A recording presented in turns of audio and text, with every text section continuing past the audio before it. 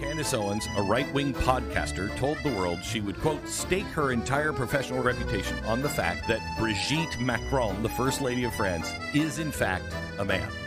That's the first sentence? That's the first line. I mean, I love that. Endorse, repeated, and published a series of verifiably false and devastating lies about the Macron on which this complaint is based. Included that Mrs. Macron was born a man, stole another person's identity, and transitioned to become Brigette. We're actually facing, in many parts of our country, nothing short of societal collapse.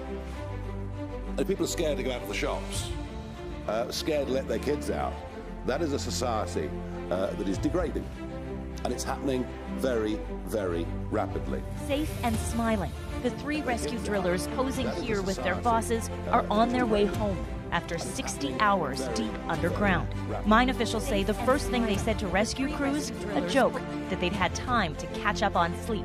And certainly when the rescue team announced to us, we've got all three of them, they're in good spirits. I mean, goosebumps as I say it, happiness, and but more happiness for them.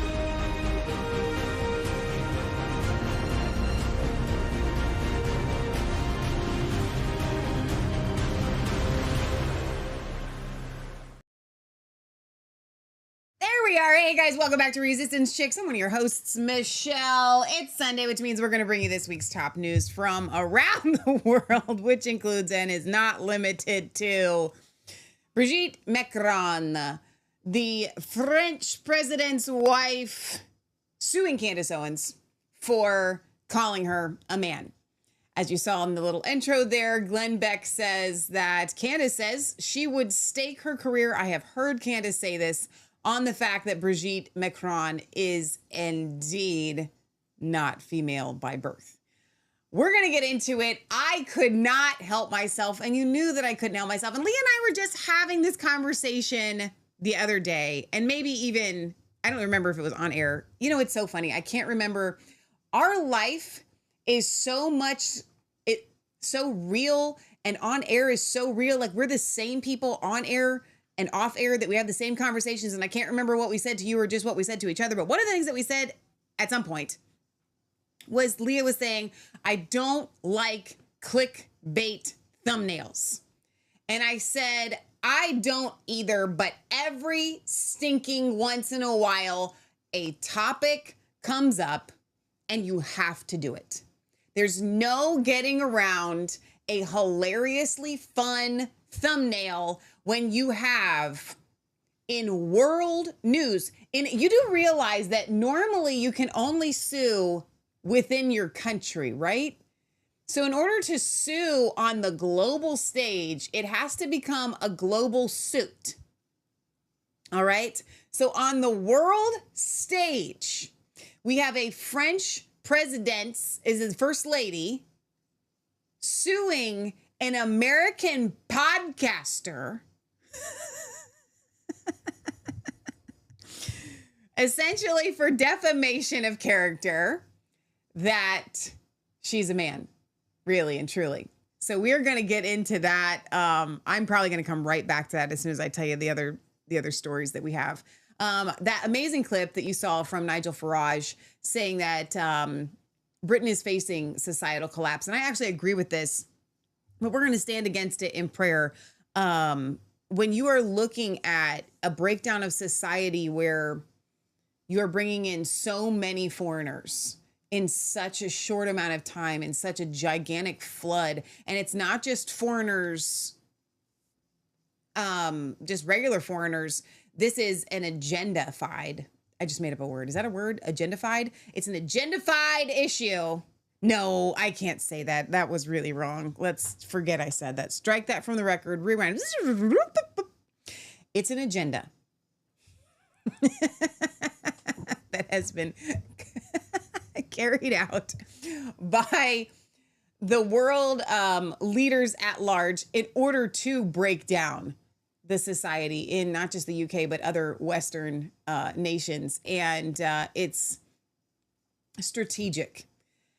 If you had just some foreigners here, some foreigners there, or like, let's say, you know, I'm going to actually disagree with with a comparison of migrants in, like, let's say the UK, obviously that's what we're talking about.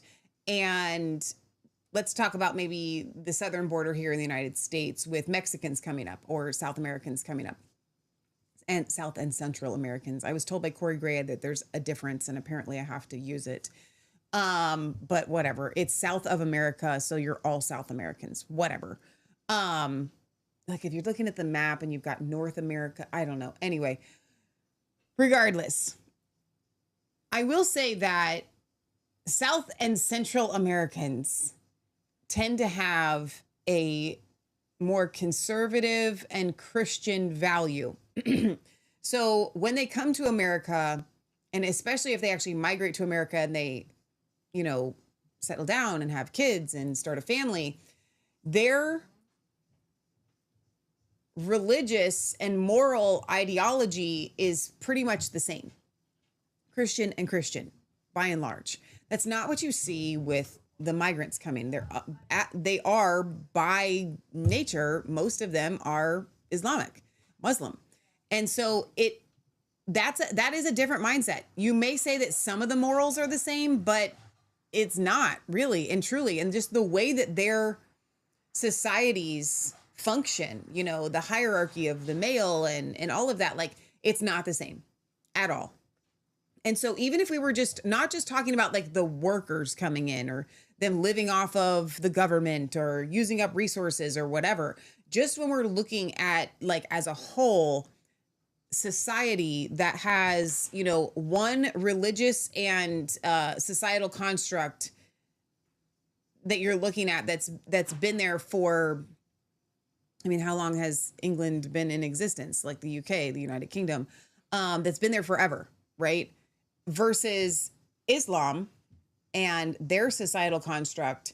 And it just, it is a complete breakdown of society when you like clash those together so fast. And I'm saying the UK, but you guys know that, like, let's take France for an example. You can go to France and it doesn't even look like France anymore. And we are going to talk about France today.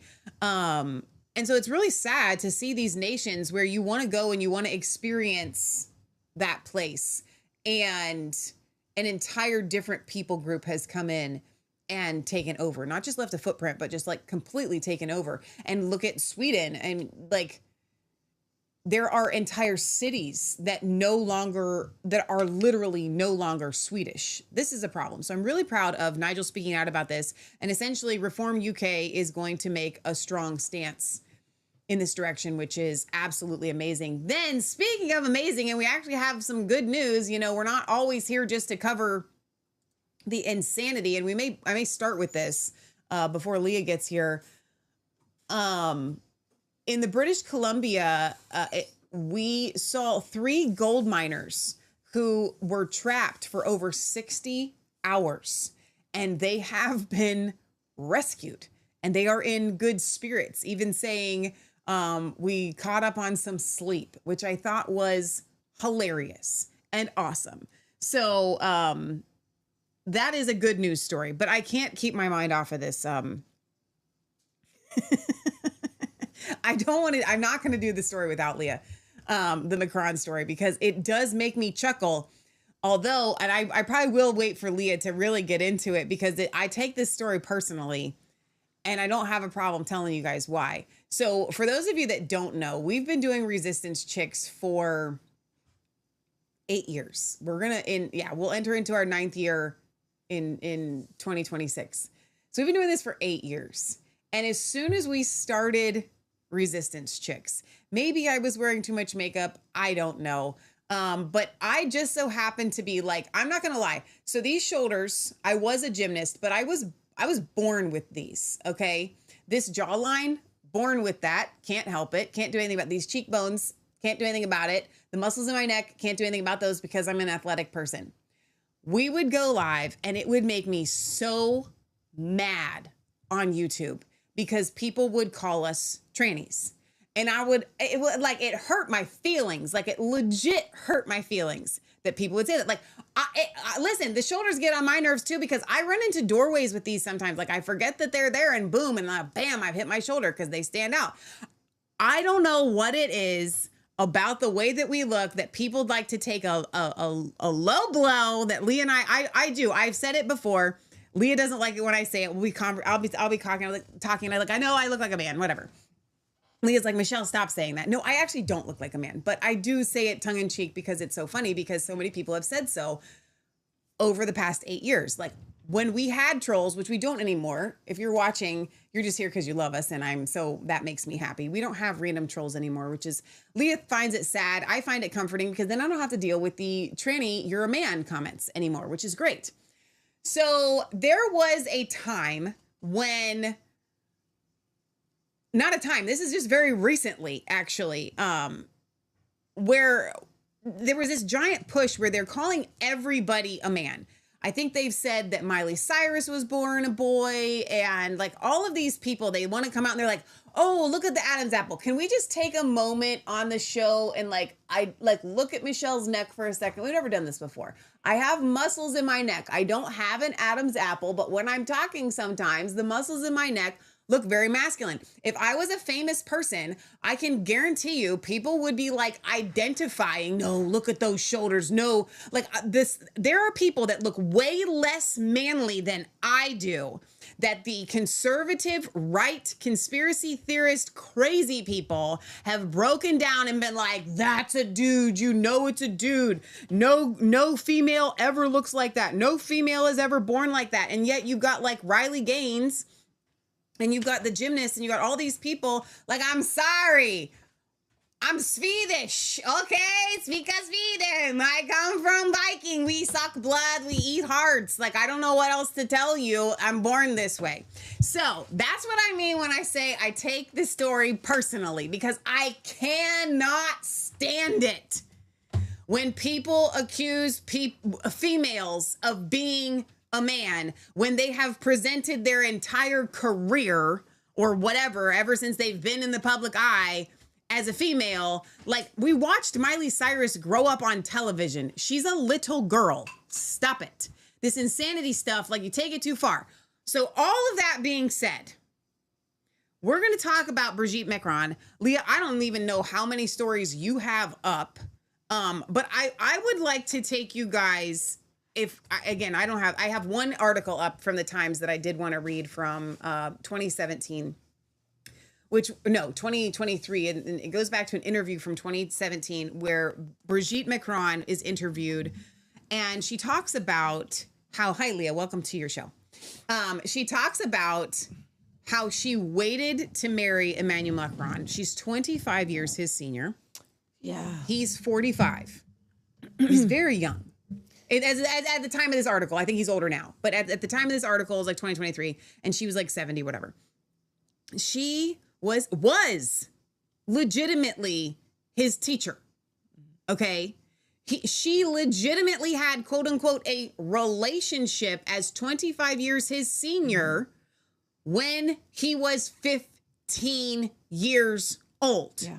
And she says in this article that she waited to actually get into a relationship with Macron because of her children.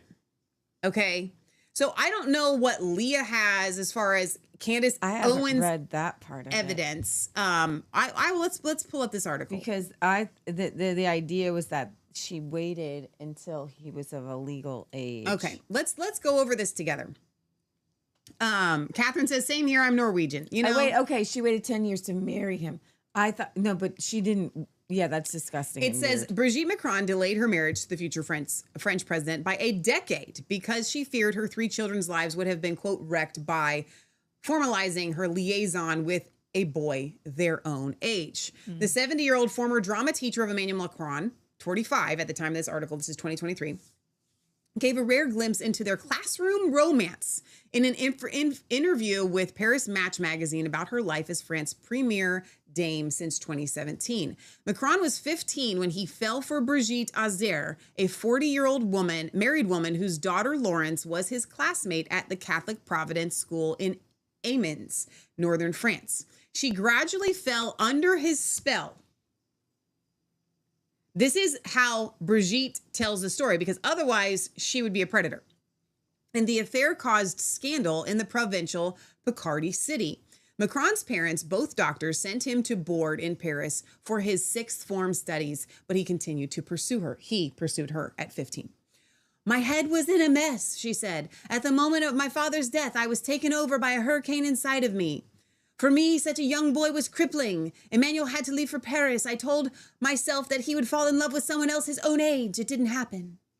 She gave up teaching drama at the class where she met Macron. She also taught French language and Latin. That only obstacle was my children, she said. I took time so I would not wreck their lives. That lasted 10 years, the time to put them on the rails. You can imagine what they were hearing, but I didn't want to miss out on my life, she says. I do not know how my parents were the model of the fidelity and good education would have reacted to our marriage. She came from a wealthy family of confectioners. Very sweet lady. And her mother, Simone, I don't even want to try, died in 1996. She said her older siblings used to joke about the gossip, saying, Papa, up there in heaven, have a look at Paris Match. She was divorced from her estranged husband, André Louis, a banker, in 2006, and married Macron in 2007 when he was a civil servant. Her son is now 48, 3 years older than her second husband, and her daughters are 46 and 39. I didn't know that. Azier never gave an interview and died in 2019. Wow. France's youngest leader since Napoleon, still dazzles her with his brilliance, she said. There's not a single day that he doesn't surprise me, she added. I have never seen such a memory, such an intellectual capacity. I had many brilliant pupils and none had his capability. I have always admired him. The couple led a quiet home life. She cooks the president breakfast and sometimes dinner, waiting for him to come home from work to their apartments in the Elysée Palace between 10 and 11 p.m. She is no politician, but passes on information from her conversations with ministers and others. She teaches in adult education for charity and works for good causes and has learnt to weather criticism such as finding fault with her clothes, the short skirts that were too short. I didn't have any long ones, she explained. You learn as you go along. I have bent to the discipline.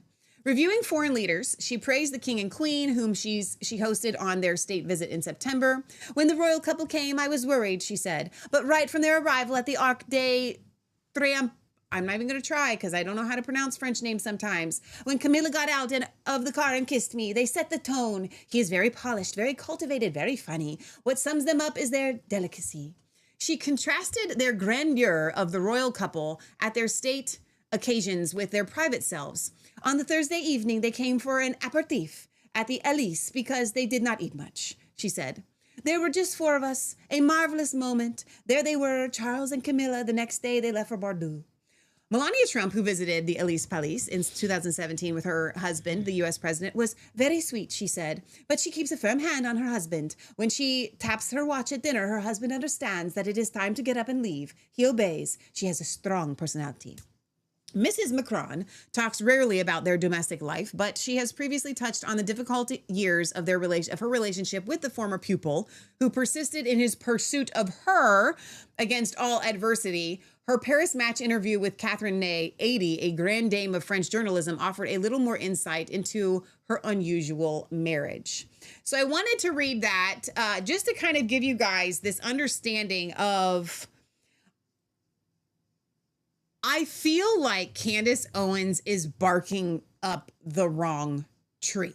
Yeah, she's talked about it, though, and I'm going to play a clip of it. But the right tree is whether this woman was born a man and how she ended up with kids, if she was, I don't know. Okay. The fact that as a presenting female at the age of 40, pursued a relationship with a 15-year-old little boy. And apparently, this is acceptable in France. This is an acceptable thing. And we're going to get into a lot of things when we talk about Scott Kesterson, including one of the things is that this exact same thing happened to him, except for his college professor was not 25 years his senior. However, he did marry a French woman that was his senior and his teacher when he was just a very young guy in college. And so that kind of sets a stage for very interesting dynamics that we are going to talk about those things. So get ready for that whenever we do that show that the Lord is going to lead us to do. But it does beg the question, Leah, this acceptability of females or males being okay with pedophilia and marrying the marrying of younger people in France. Yeah. When we were in Montana in 2017, we were hiking in Glacier National Park and we ran into some French people and we're like, oh, it's so cool. You're French. Like, what do you, at that time we were heavily covering this specific story.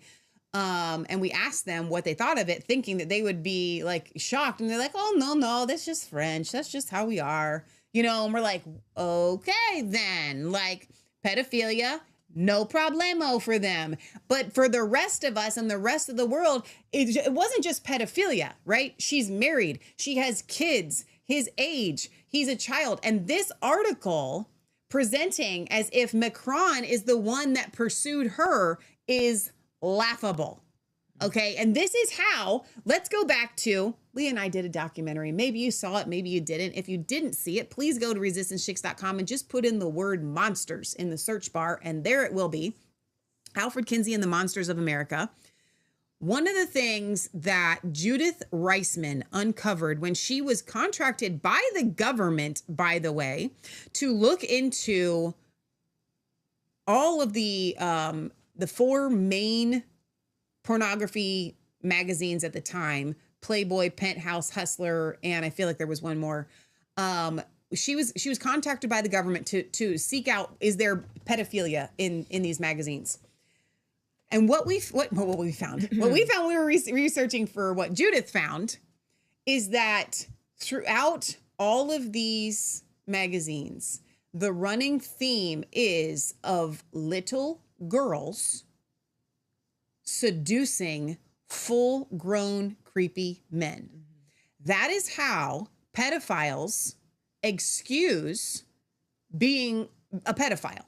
They say, but they wooed me. They pursued me. This little girl was seducing me at 4 years old. Or like even she 13. Says, or at 13, she was seducing me at 14, at 15. Macron was seducing me and pursuing me when he was 15 years old. No, you're a pedo.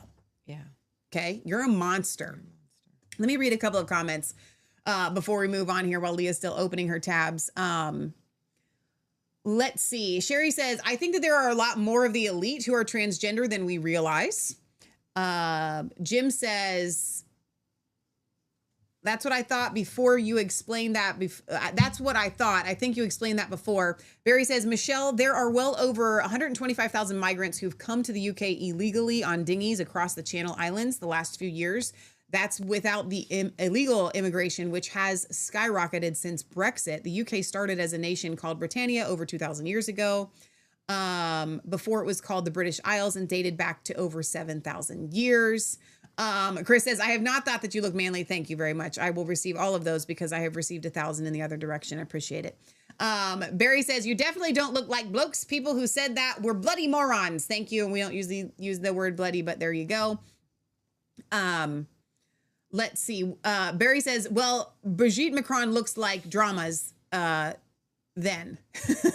I don't even know what you mean by that. Sherry says, it'll be interesting to see if they go to Discovery with this. I wonder if this is to divert attention from other things. That is a good question, and one definitely worth asking if it is a distraction to distract us from other things. I think, let me check over here on YouTube and see if there's anything I need to get. Pepe Le Pew Macron says, Gio. Hi, Gio. Long time no see. Stuart the Brit says, I was in Gladstone from 3 to 13. About the time I went back for a visit, my 5 sisters are there and 1 brother. Let me check. We are live over on Resistance Chicks YouTube, of all places. You may be shocked to see us there. Red's over there. He says it's your Swedish stock. No, neither one of you look male. There's just trolls and crazy people out there. Max says, OMG, that's just disgusting. Them reprobates. Well said. Potato Head says, I remember you ladies from Periscope. That's a very long time. Wow. That's when we went live. Remember when Twitter had Periscope? Periscope Yeah. down. That's awesome. You found us again. So glad that you're here, Potato Head. That is amazing. All right. So, Leah, let me know when you have some tabs up, and I'll get to them. You can get to them. All right. This is a story that has, I feel like we covered this from, I think, 2017 when there was the election between Emmanuel Macron and Marine Le Pen. Yeah. The first time. And nobody else seemed to be talking about it. We were the only people talking about the fact that she's a pedophile. We always called him, I called him Baby Macron. Baby Macron. Because 8 years ago, he was 38. How old is he now? 45? She's like 47 now. So maybe like, he was probably like 39, I think, at the time. So he wasn't even 40 years old running as president. Right. And then there's this woman. And let's just at least take for granted that maybe she is a woman. I just don't think that it matters. Honestly, who cares if she is a transgender man? Why is that the bigger scandal? The big scandal is that she is a child predator. That's kind of what I feel like, because it's 2025. Whether you're a man, you're a woman, whatever, you are a criminal. Yeah.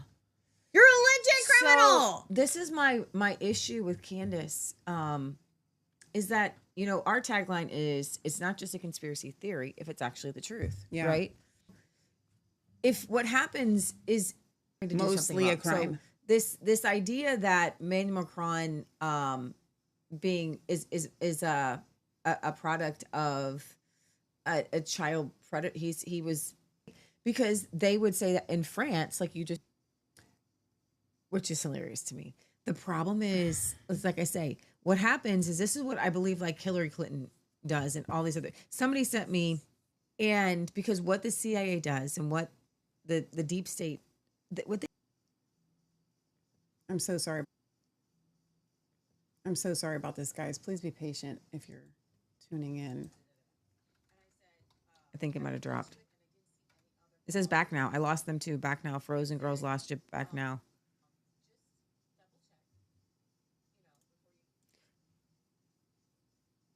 I think we did.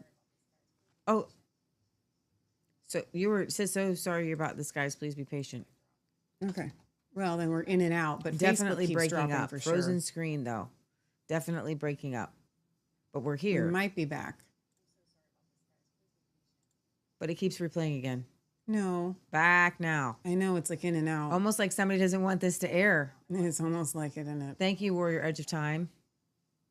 Now it's back. People are saying it's back. People are saying we're back. We're All back. right. We're back. We're back. We're back. Crazy. Oh my gosh. gosh. I don't know which ones we lost, but okay. So I'm just going to keep talking then. Okay. So you have to check out everything. What happens, I'm calling this flush and retreat or flush and cleanse. And it's something that like the Clintons will do, where, you know, so-and-so was caught in the dark room and they have proof that Clinton was drinking baby blood or something. Mm-hmm. Okay. Well, that is demonstrably false. right. So everything else against them is demonstrably false.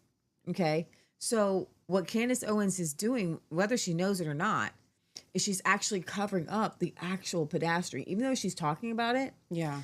it takes away from the umph of the horribleness of it. If she just literally went on a rampage and said, Brigitte molested Macron, like, look at this. This is awful. I know. We I agree call with you that, on this is, America has, we have 18. I don't care. Suddenly, 15-year-olds are not more capable of having sex with adults just because it's France, just because you guys are just a bunch of perverts. Exactly. Okay, I say the same thing in the UK where your age of consent is 16. Just because you have a bunch of perverts doesn't mean that it should be a 40-year-old should be able to groom or molest a 16-year-old. Okay. Well, and then let's add to that, because I know a lot of you guys that tune into our world news. Everybody knows an adult is 18, pretty much worldwide. you guys, a lot of you tune into our world news show. Maybe the religious stuff isn't for you. Maybe the healing for the fractured soul is not for you. But for the past, since we started Healing for the Fractured Soul, essentially we've been getting into a lot of this, talking about when people in positions of authority use that position of authority to groom and manipulate and to sexually kidnap, essentially, another person. So regardless of age, I'm so sorry. My goodness. Frog in my throat. Get it? French. You guys always call them the frogs over there. No, that's the Brits are called frogs. No, the French are called frogs. Oh, okay. Yeah, because Brit Bros said frogs are just weird. Yeah. Right. So, so when we're looking at what she did, his age is a huge issue. But even if he had been 16 or 17, like I'm saying, like the teacher student issue is a problem. We were members of a youth group and we ended up moving out to Oklahoma before this manifested, but man, it went rampant. Our youth pastor married somebody in the youth group.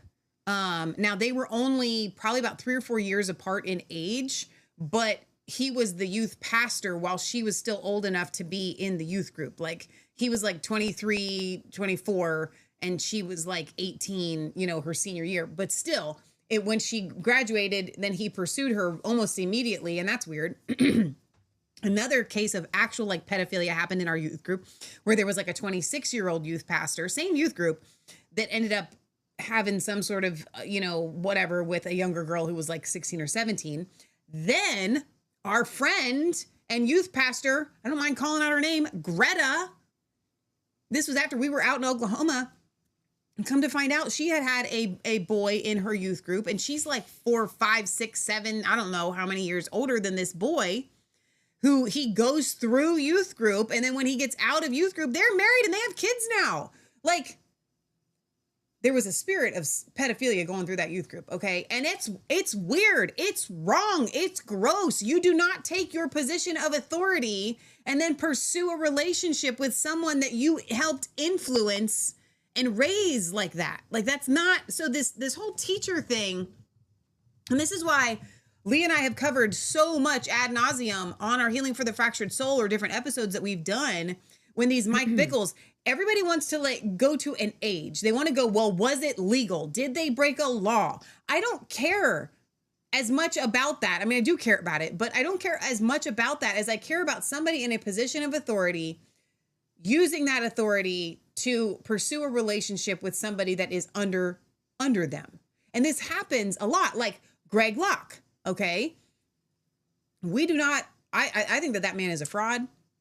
Okay, so let me finish this thought and then you can get back to that. I think he's a fraud. Now, this is my opinion, but from the research that we have done and from his own words and confessions, the woman that he is married to now came to church wanting healing and help, and his wife and he were trying to minister to her, and they were quote unquote ministering to her. He ends up divorcing his wife and then marrying this woman who they may or may not have, and I do not know, had an affair before he divorced his wife and then married this woman. And I'm looking at it from the outside going, she came to you for healing. And then you ended up and you ministered to her and helped her out of this really low place. And then you married her. I find that questionable. Okay. So, yeah, that's very questionable. But what's even more questionable is how France views sexuality. And this goes back to what you're talking about with Alfred Kinsey. And I'm going to read this article because this is highly disturbing. And this is from 2021. So Macron is in office and there is a rash, a ton of incestuous relationships revealed in the elites in France. So I'm going to read this article and how this ties in because this is insane. So Anna Tumazov chose a powerful hashtag to highlight sexual abuse at France's top political science college, Sciences Po. The training ground for the country's presidents, politicians, and administrators became hashtags science porks. The story is very French, Anna told me, because it's about great schools, it's about rape culture, it's about the elegance of being silent. That's very French. Since then, the social media activist has received more than 400 messages from current and foreign students of Sciences Po. They describe sexual assaults and rapes, mostly by fellow students, and they say they were not taken seriously by the college. Some were told that it's not the worst thing in the world, that life just goes on. Others were accused of defamation. Some were considered liars. I haven't received any testimony of people being well treated. Stories like this are not new and not unique to this university. But she believes they are attracting a wider attention now because the college is already under the spotlight for something else. France has been shaken, and this was in 2021. We're going to tie in because it's very strange. France has been shaken by a series of incest allegations involving public figures over the past few weeks in 2021, beginning last month with the publication of a book by Camille Kouchner, in which she accused her stepfather, Oliver Dumont, of abusing her twin brother as a child. Oliver Dumont, a political commentator, was head of the Sciences Po Foundation. He was head of the college, the university in France that trained all the elite. Okay. He resigned along with the school's director, who in turn had also known about the allegations. The government investigation into the college found no systemic cover-up, but noted that none of those who knew about the accusations had reported them, and said that the college should reinforce awareness of gender-based and sexual violence. Science Po said in a statement that it supported the victims of gender-based sexual violence. Alexander Kouchner, Camille's half-brother, teaches at the university. It's probably true, he said, that the book has refocused attention on other forms of sexual assault, but it would be untrue and unwise to think this started with a debate about incest. It started with the Me Too movement. Other colleges are now facing similar pressure. The Dumont affair has also reverberated far beyond one family or one college in opening up a conversation about incest. Incest in France is used to mean sexual abuse by relatives, including those not related by blood. So remember, Candace Owens took her allegations because somebody wrote a book about Emmanuel Macron and Brigitte, and tried to outline the fact that there's no pictures of her with her kids and all these different things. Candace ran with it, and she should have just, she could have just reported it like that.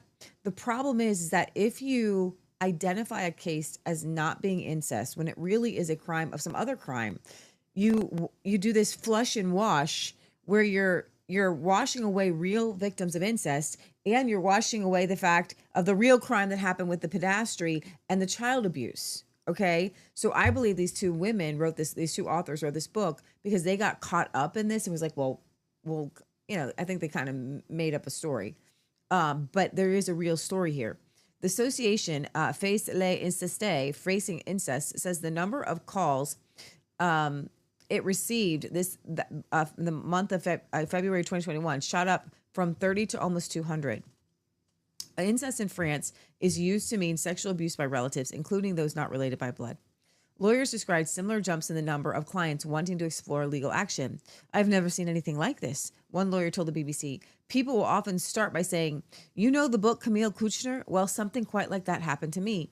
Earlier this week, a deputy mayor of Paris, Audrey Pullover, spoke to France Interradio about revelations that her deceased father had abused 3 of her cousins as children. She knew it was true, she said, because things happened as a child that I felt weren't normal. There was a climate I didn't understand. Audrey Pullover says, when you are the daughter of a monster, at some point you wonder if you are not a monster yourself. It's almost automatic. And then here's where Macron comes in. Even Macron has spoken about the impact of the Dumont affair. The silence built by criminals and cowardice is finally exploding, he says.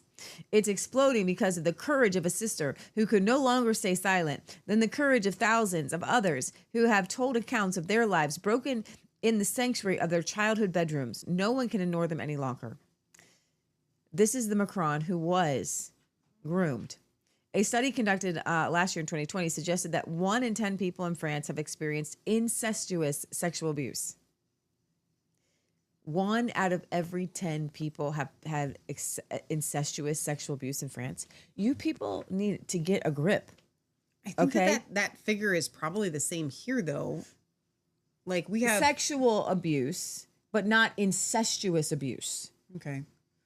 Because I don't know a lot of incest people. Okay. Like 1 in 10, you would know one. I know 1 or 2. I know I know some, but not if I go into a room. It seems like it's always like an uncle or a dad or something like that. That's incest. I don't know. I do not. I don't think it's 1 in 10. It's usually here. like a cousin or an uncle or a dad. That's like what it almost always is. I don't think so. I don't mean, think there's it's the 1 priest, in 10. and then there's the Yeah, the I think teacher. it's But like the most everybody that I know, actually, I'm my experience is the opposite. No, because like we A lot know of the- girl. I know. I would say it's 50-50 for the people that I okay, know. the babysitters, yeah. Babysitters, teachers, gym teachers, the people that have come and said stuff to me. It's not like I don't think America has that level of incest. No, not incest. Maybe sexual assault, but not incest. Okay, I don't believe I'm just saying 1 in 10 people. I still think it's really high, but keep going. Okay. Because I could go, like, if we're looking at my neighborhood, I don't think 1 in 10 people that live in my neighborhood have been incestuously sexually abused. Because I don't think 1 in 10 in my neighborhood have been sexually abused. Well, hang on, wait, pause with the ratios here. We have 1 in 4 boys and 1 in 4 girls have been sexually molested in America. 1 in 6 boys and 1 in 4 girls. That's the stats that we have. That's way more than 1 to 10. So I've had experience. Here's the thing: I've experienced a sexual assault. We're talking about a whole other jump into incest, and so sexual assault doesn't mean rape. No, I'm talking about pedophilia, Right. molested, not sexual assault. But no, not 1 in 4 has. No. But those aren't the stats. The stats aren't pedophilia. The stats are sexual assault. 1 in Okay. 4 have experienced sexual assault. Mostly when they get older in college, those kind of things. It's not. All right, we'll have to revisit those. Okay. Since the French Revolution, this is where it gets really sick. Since the French Revolution, we have designed the family as a sanctuary in which the state does not enter. During the 20th century, French society refused to see incest, refused to pronounce the word incest, and refused to believe the children in the courts. The importance, according to the psychoanalytic theory in France, the idea that children desire their parents. This is from Sigmund Freud. They actually believed that children wanted to pursue their parents sexually. Has also affected attitudes here, as did theories that aimed to legitimize pedophilia in the 1970s. That's what happens when you take God out, by the way. It is currently legal in France. In 2021, I had to Google this. In 2021, there was no age of consent in France. And it still is, from what I understand, legal in France for blood relatives to have consensual sex acts as kids or as adults, while incest is an aggregating factor in cases of child rape and molestation. Under French law, a rape charge is only possible if there's proof of force, threat, violence, or surprise. Otherwise, it is tried as a lesser offense of sexual assault. That applies to children. As at the time of this article from the BBC, France had no legal age of consent. So you had to prove that a child didn't want to do something with the parents in order for it to be a crime. That's insane. And so they did change this.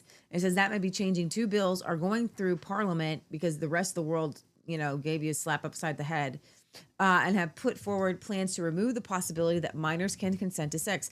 This is why in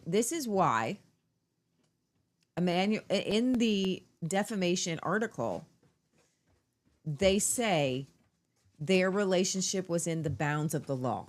Right. They don't say it was moral, but because there's no age of consent. Right. He could have been 3 years old, and he should have said, "Oh, he wooed me. Our relationship was in the bounds of the law." Right. Oh, he was a baby, an infant.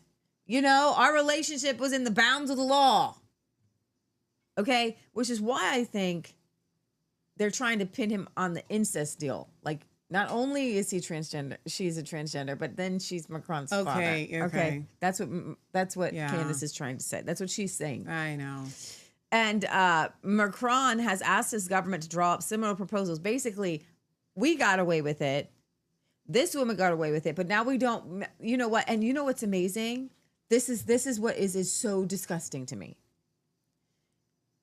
They, under Macron's government, set the age of consent at the very age so that Macron wouldn't, so that they couldn't go back and say, right, Brigitte abused you. Why are you setting the age of consent? Right. So they couldn't set it at 14. But they couldn't they set could it. have. Or no. What I mean is they could have set it at 16. Right. Because then it already had been well known that he was 15. Right. So this is one of those elite cover-ups And we'll go after those, or we'll go after those historically, or we'll go after other people, but we'll literally frame a law about child abuse around themselves. Okay. And somebody says there's something new in France in this conversation. It's the fact that intimacy has become a political subject. We're looking at a movement that put what happens to individuals at the forefront of the political debate. Back in 1986, French television audiences watched Eva Thomas speak about her experiences as an incest survivor. It was the first time anyone there had spoken out in a way that without the protection of being anonymous. I want to stop feeling ashamed, she told her interviewers. Why didn't you tell your mother, she was asked. And forgive me, but you let him do this, ? Now there are so many voices and so many campaigns about this. And I just feel like this article was written in 2021, and then I found one here from Politico that so that article was written in February of 21. So within 3 months, April 16th, 2021, the National Assembly made sexual, intercourse between an adult and a minor under 15 punishable by up to 20 years in jail. The move enforces an age of consent in a country where previous legislation on the matter was often seen as ambiguous. Sex between adults and minors under 15 was already illegal, but was up until now only prosecuted as rape if there was proof of coercion. When there was no proof of coercion, it was prosecuted as another lighter offense called sexual act on a minor, punishable by up to 7 years in prison. No adult aggressor will be able to claim a minor under 15 was consenting. A so-called Romeo and Juliet provision will allow the consensual relationships between a minor under 15 and an adult teenager if the age difference is under 5 years.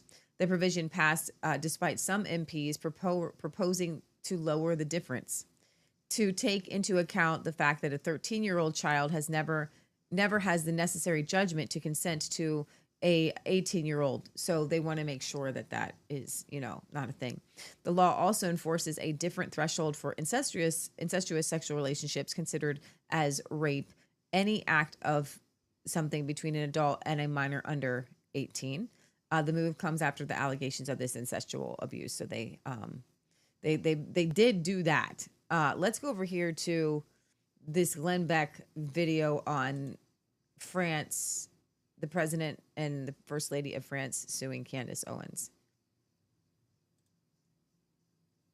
Right-wing podcaster told the world she would, quote, stake her entire professional reputation on the fact that Brigitte Macron, the first lady of France, is in fact a man.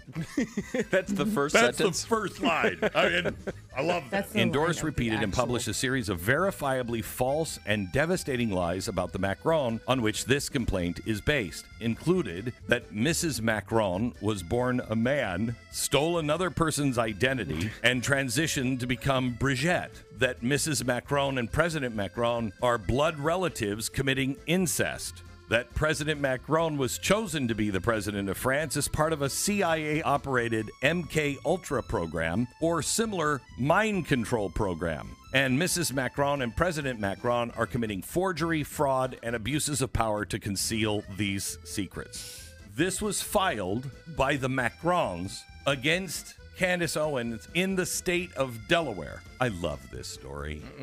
Here's the president of France responding to Candace Owens, thinking you're going to get her to shut up. You've just made this a global story for a very long time now. And you're not going to win, President of France, because we have something called the First Amendment. You are a public figure, and your wife is a public figure. And you're not going to be able to stop her from having her opinion. Candace Owens. So I actually disagree with Glenn on that. Wholeheartedly, from a legal standpoint alone, you can sue for defamation of character. So she's not stating that she thinks he's a man. She's stating unequivocally that Brigitte Macron is a man. And from the history of the press, you can sue for defamation. Look at what happened with Kyle Rittenhouse. Oh, not Kyle Rittenhouse. Who was the other one? I know you're talking about. The kid that was standing on the steps. Oh, anyway, he got a giant payout because he was able to sue because the news, all the news stations came and defamed his character. So I kind of disagree with Glenn there. I'm really surprised that he would say that the First Amendment covers defamation of character, because it doesn't here in the United States at all. I would like to pose this. Now, I know where a lot of you guys are going to land on this. You think that Brigitte Macron is a man. I'm going to tell you, I don't. Mm-hmm. I've been covering this story since 2017. I think that it is as on the nose and in your face as it looks. She was a teacher, a female teacher, and birthed 3 children. Mm-hmm. And when it goes to discovery, they will be able to prove that. And her children, like, the idea that somehow Macron fits in the fact that this dude, Brigitte, is Macron's dad, and like, that is so, it's way more plausible, probable, and like easy to identify that she was just one of those teachers that had a thing for the 15-year-old boy, and it just makes her a gross pedo, and she left her husband and her 3 kids at the time. Like, here's the thing. Her kids can come and testify if they need to. Like, you know what I mean? This whole thing is like, this is what Lee and I say on our show all the time. If everything is a conspiracy, then nothing is. You have to be able to say, hang on, here, this is, if it looks like a duck and it quacks like a duck and it walks like a duck, it's a duck. So let's go over here to the Daily Mail article, and we can see some pictures of what her children look like with her. And, you know, there's more to this story. In the early months of President Macron and his wife Brigitte's forbidden relationship have really been out of the spotlight since his election in 2017. This week, Brigitte's daughter, who was 40 years old, Tiffany Ozeri, who is just 6 years younger than her stepfather, shone a light on how she and her 2 older siblings really felt when the teenage Emmanuel, 17 at the time, declared he wanted to marry their drama teacher mother, then 42. Speaking to Paris Match ahead of the release of her first novel, Brigitte's daughter has revealed how she and her sister Lawrence, who is 47, and her brother 49, Sebastian, who were 17 and 19 at the time, while she was just 10, faced judgment and backbiting as news of the scandalous romance broke in their local community by the French city of Amiens. She told the French magazine, "The attacks, the backbiting, the judgments. It was not yet the era of social networks, but we were in a small provincial town. Everything is known." And this is Macron, 46, with Brigitte, 70 years old, by the way. And then Tiffany Ozeri, Brigitte's younger daughter, said she has a close relationship with her stepfather, but that it had initially been hard to deal with the local gossip. Footage captures the moment a 15-year-old Emmanuel Macron kissed his 40-year-old teacher Brigitte Wright in 1993, 2 years before he declared he wanted to marry her. So there's a gallery of pictures here. So how is there a picture of that? I don't know, but it's gross looking. But that's a real kiss. So this is Tiffany and her mother in 2017, the youngest daughter. It says that when she first knew Macron, when her older sister Lawrence told Brigitte, "Mummy, there is a crazy boy in our class who knows everything about everything." Lawrence Ozeri, now on the left here, now 47, was a classmate, an actual classmate of her future stepfather. After falling for her mother, then Brigitte Troju Center, pictured with Tiffany Wright, supporting Emmanuel at a campaign rally in 2017. This is what it looks like when you're weird. It's a face of weird people. Here's the son, who was 19 at the time, with his wife, and then here the two of them. Then there's the daughter, and then Macron, and it's so very strange. Can we just for 1 second? Just they look like mother and daughter. They look like mother and daughter. Like their build is the same. Mm-hmm. Their legs are the same. Like this, I just feel like this is so reaching and unnecessary when you can just say she's just a sicko. Like, I think that's the most important. Tiffany says that she admits she remains wounded by Macron's forbidden relationship.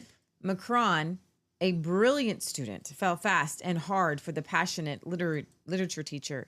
The two grow close, especially after Macron, then 16, joined the school's drama club managed by Brigette. The school was run by Jesuits, of course it was. I'm telling you, I just look at this picture one more time and then I'm going to close it out.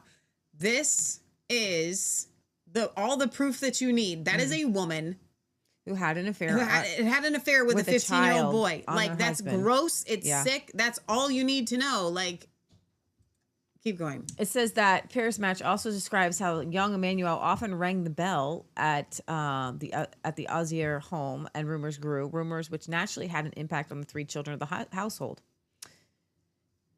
In the most recent interview, Tiffany, who lives close to Calais with her husband and two children, says she watched the couple remain strong, as they would say together. Despite all this, they stood tall. I gained an open mind, the desire to move forward without listening to peripheral noise.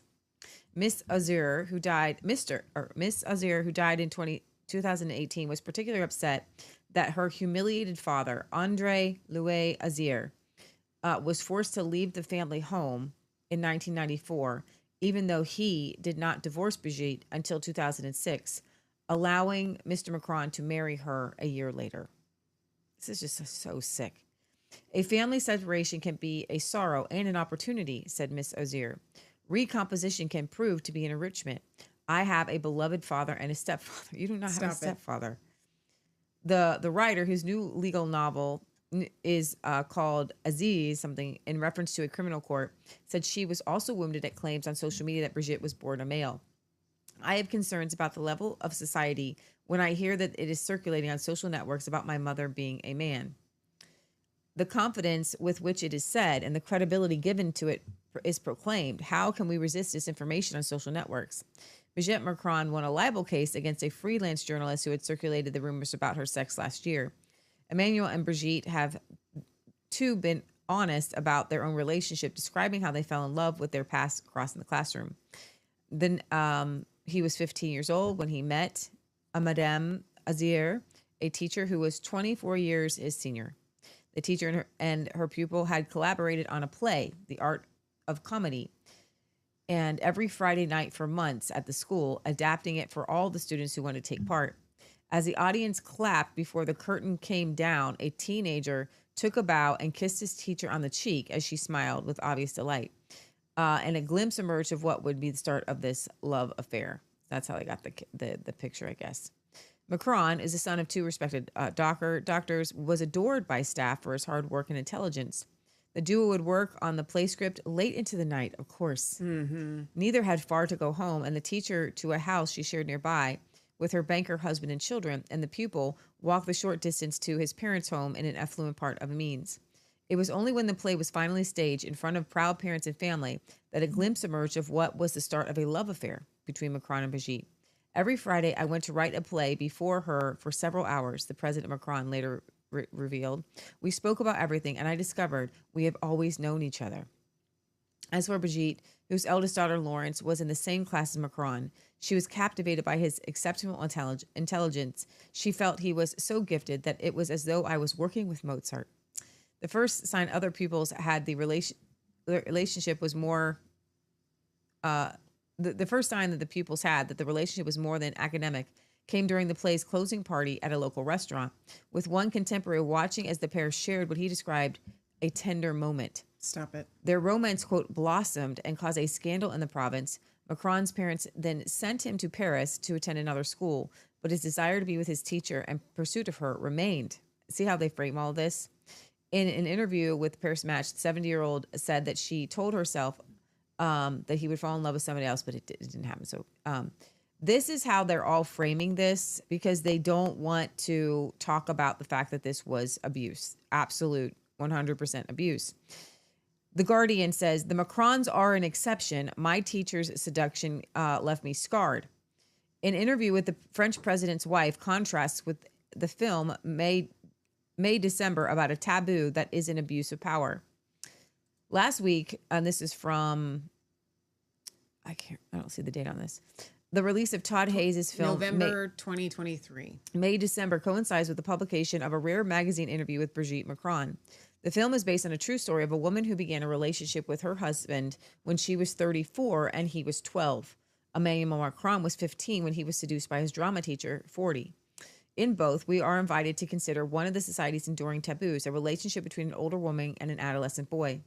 The way in which these transgressive relationships are portrayed in popular culture is neither conclusive nor straightforward. Zoe Heldner's Notes on a Scandal was one of the first examinations of a female teacher-male pupil relationship after the news in the UK made such liaisons illegal. Praise God. The novel and the subsequent film captured the levels of deception and manipulation to which the teacher is prepared to go in order to possess the 15-year-old, with the boy seemingly complicit as their affair spirals hedonistically out of control. What the audience is not shown is what happens when the authorities intervene and the relationship falls apart. Then there was a teacher series, an American TV series called A Teacher, follows an illicit relationship between a woman in her early 30s and a 17-year-old student. We see how she abuses her position and the consequences. The ending is rushed and oversimplified, but at least we get a glimpse into the lifelong impact of the boy, sympathizing with him as he struggles to grow into the man he wants to be. These age gap relationships are more usually presented to us the other way around. The older man abuses a position of trust. And this person says, as a victim of such a relationship, which was legal at the time, I can vouch for teenage vulnerability and in living proof of the pernicious and lifelong effects of manipulation and power imbalance. This is not to say that teenagers are wholly innocent. And then the distress surrounding the abuse of power by an older man towards an adolescent girl with all its ramifications, not the least pregnancy, is horrific. By comparison, a boy may not appear to have much to lose, but the long-term impact can be equally damaging. He says, every time I'm reminded of what I lost 30 years ago, what I didn't do, experience, or experiment with, in case on this, so this is the rub. I don't believe that we can sit here, and I've always wanted the world to look at this, and this is what I want the world to look at, and they're all just hammering over whether they believe Brigitte's a man. No, that's not the there. That honestly is what the devil wants you to pretend at, what 100%. The devil wants you to look at. Yeah. This is sick. This is disgusting. He cannot be president. He is obviously seen to be easily manipulated. And she is a liar. She's an abuser. She's a predator. And she's sitting in the most powerful seat in France. And she's a predator, and it's right out there in the open. And the whole world, Donald Trump hasn't said anything, and other presidents aren't saying anything. And if I were to meet them, you're a predator. You're a predator. You're a predator. You're a predator. This is wrong. This is disgusting. You can't be president. You can't lead France. This is, I don't know what society does with these people, but you don't put them as president of your country. Or right? If you're France, you get the leaders that represent you, right? I guess. Jamie over on YouTube says, my cousin in England is married to a French woman named Estelle, very French name. Sue says, Candace has the attention that she wanted. Well said. Stuart the Brit says, any mud throwing at the pervert French, whether male, female, or in between, has got my support. The pervert French. Over on Rumble, Tell It Like It Is girl says, how can France like these two? Barry says they don't. Then Tell It Like It Is says, then how did they get in office? And Barry says that Macron is an EU puppet and it was a rigged election. It was a rigged election, yes, because they actually had to do a snap election, and Marine Le Pen was going to win. But the centrists joined with the far left to keep him in office. They really don't want him there. Ohio Croatian says he'll divorce her this decade for a woman under age 40. Here's the very interesting thing about this. I want you guys to, that would be the norm, right? That would be what you would expect from any man. If you felt like they were actually in a relationship at this point. Macron is owned by this woman. And doesn't he just look gay? I think he's What gay. I mean is, like, I believe he's under the thumb and the power and the control of this woman. Mm-hmm. Like, it started at the age of 15 and she has a spell on him. Like, it's gross. It's sick. It's what it is. Like, that would denote and again, under normal circumstances would apply, that would denote that it has a manliness to him, that he has, an independence to him, which I just don't think that I don't really think does. he's attracted to women at this point. I think that what happens when a 40-year-old woman messes with your sexuality, it goes completely awry. Yeah. And I think that he does all these weird homosexual things on the side. And that is what I would wish that Candace would talk about. Because there's plenty out there of him with liaisons and like the way he hugs Zelensky and the way he's on boat trips with other men and the way he's danced with the other drugs. men. Remember we covered the drugs issue? Yeah. Right? Yeah. Over on Resistance Chicks YouTube, Madlink says, and she was responsible for the Olympics mocking of the Last Supper with the drag queens. It's totally just, everything is so over-sexualized. So, Leah, what does Candace have to say? I want to say over here, Mr. this? This is what I want you to play on the pedastry. Okay. Let's go back over here. Third one over. Should we go to the left? Right here? I should mention to you now, by the way, that Emmanuel Macron, who was at first inaugurated in May of 2017, had his presidential portrait done. Okay, that's it. And chose an interesting book to include in the background. A book by an author known as Andre Gide, a self-admitted pederast. Okay. Now, a pederast, if you are not familiar with that term, according to Merriam-Webster, is a man who engages in sexual activity with a young boy. Okay. If you're wondering, how does that differ from pedophilia? The answer is that pederasts are adult men specifically who are into only little boys specifically. So it doesn't include girls. Pedophiles can be into either as long as they are minors. So Andre Gide was a self-admitted pederast. He was into little boys. Which book did Emmanuel Macron select for his portrait? A book from Andre Gide entitled The Fruits of the Earth in English, okay? In French, it's Les Nourritures Terrestres. Forgive my terrible pronunciation there. So that's him. That's the book that he chose. Now, in case you're thinking rationally, let's play both sides of this thing, right? Maybe Emmanuel Macron didn't know that the book was there. Maybe it was just some dumb assistant who grabbed it. Who knows why it would be in their Oval Office, but maybe it was just some assistant who grabbed it and put it there. Nope. You'd be wrong if you're thinking that, so stop thinking that, okay? Emmanuel Macron has never hidden his affection for Andre Gide. He has spoken about it multiple times, okay? He even once gave an interview to a literary critic, Jerome Garson, and Macron said this. He said, and I quote, "Gide shows me the path that leads from the cerebral to overflowing sensuality." I should mention to you now, by the way, that Okay, so Andre Gide's writings and life explored themes of homosexuality and pedastry. Often in the context of his own experiences, he wrote extensively about his relationships with young men, including his time in Algeria with Marc Allegret, while pedastry, the sexual relationship between an older man and a young adolescent, was the subject of his exploration. Gide's perspective was complex and not solely focused on the act itself. He delved into the psychological and emotional aspects of these relationships. There was a very sick movie that came out, and I don't know if it was about a boy or some other movie, but it had two famous actors in it.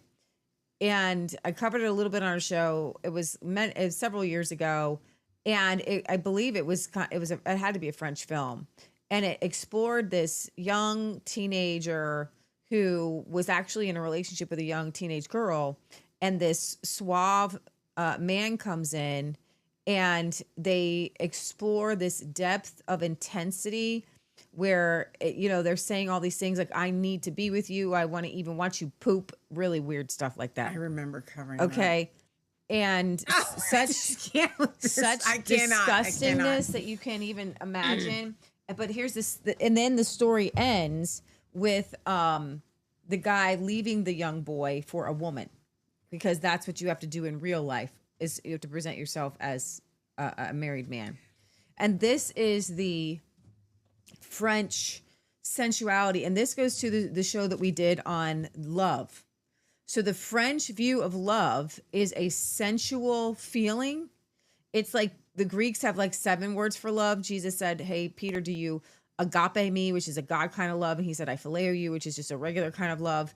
And we're called to love. And so what happens in Western society, Western Christian society, when we say love, we mean self-sacrifice. We mean caring, right? I love you. And even in relationships, that's what we mean. Right. But in France, they see love when they say love is love, what they mean is my sensuality cannot be controlled and I'm not supposed to control it. Sure.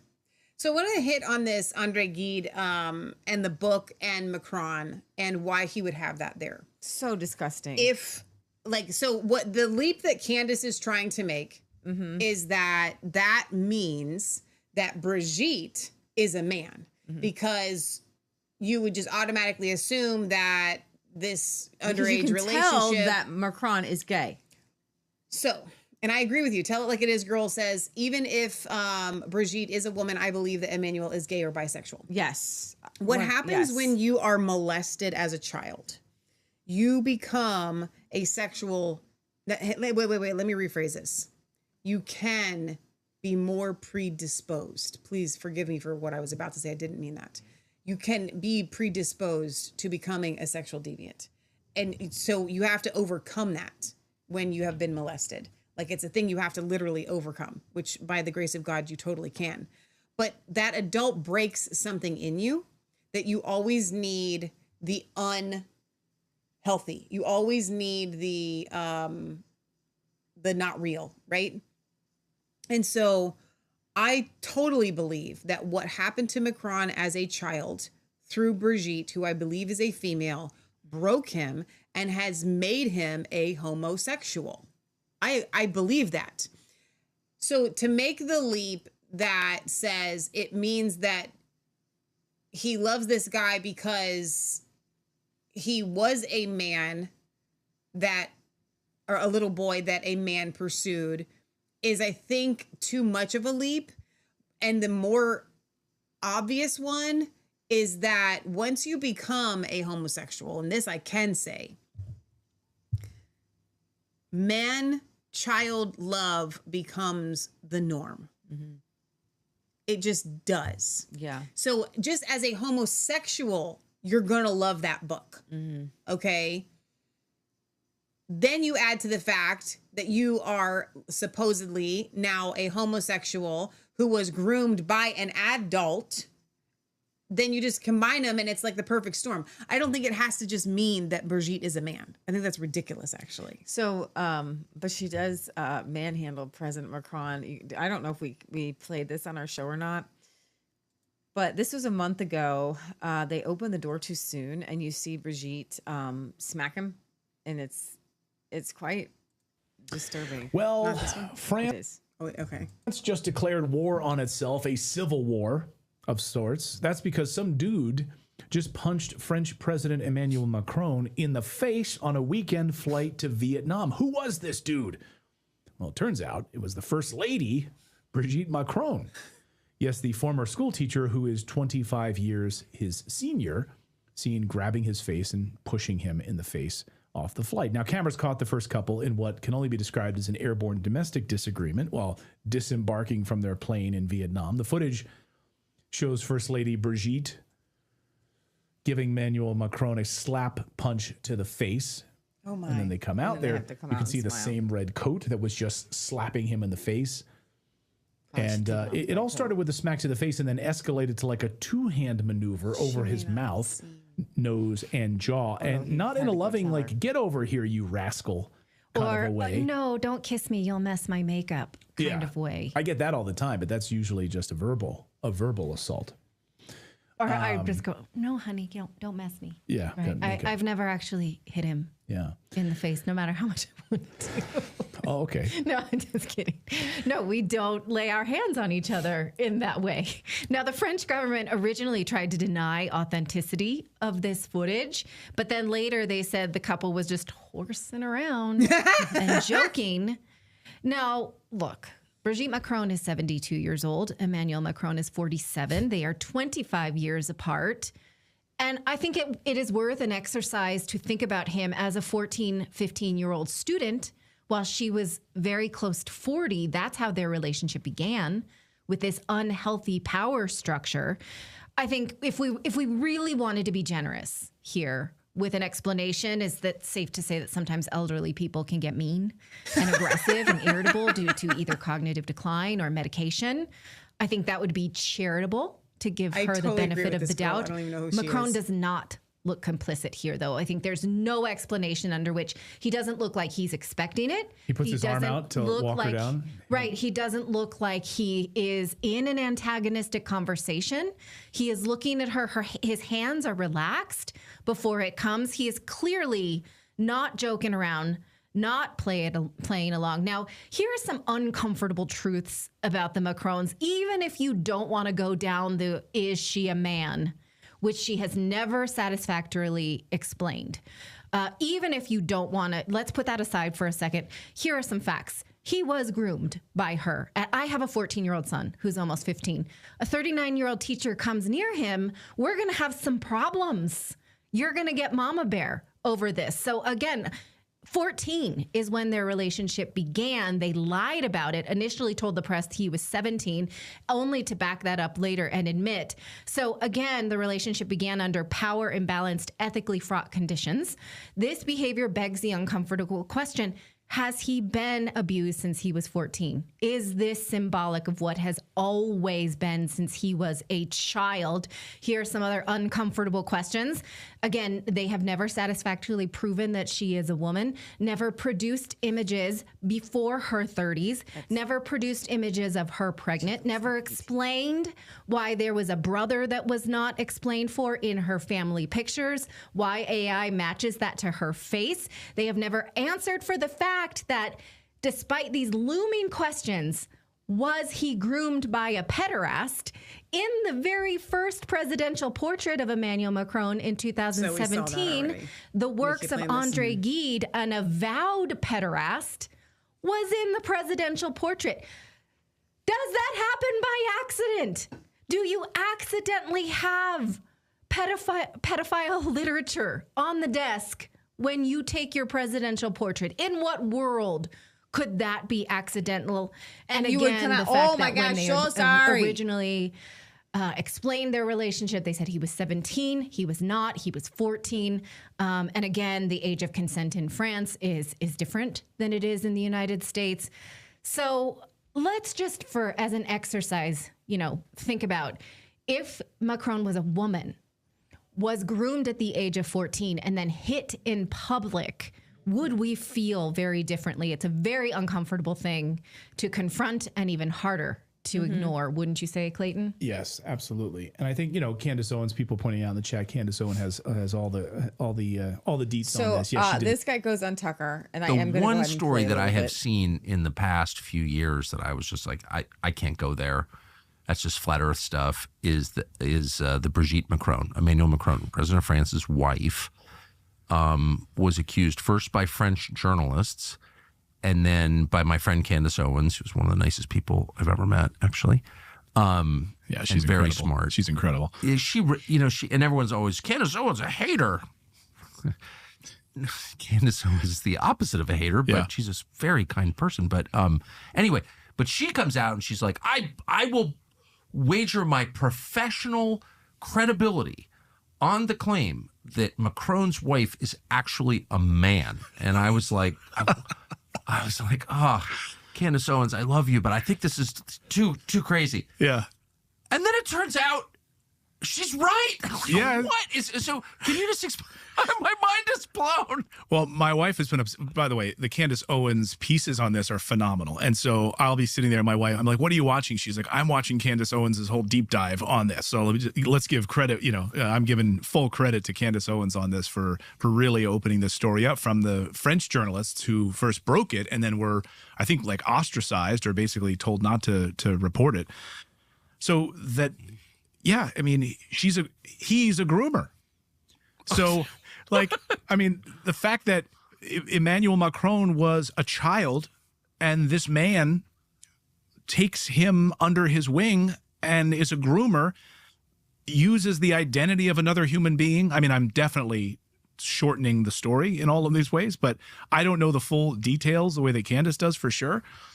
So I'm not going to go down. We're not going to play this whole thing, but I want you to see what Tick, it's exactly like Brigitte Macron's. If you spoke this French, is what got it started.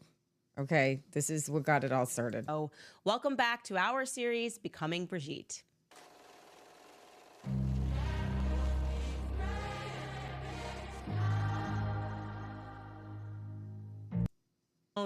Then you have Françoise Nogue. Obviously, we spoke a lot last week, particularly about Germaine Nogue, who he refers to affectionately as Manette, right? She's the one that shared this love of pedophile-centric books with her grandson. She is, as we mentioned to you last week, the only family member that he includes in his childhood stories throughout his autobiography, which is entitled Revolution.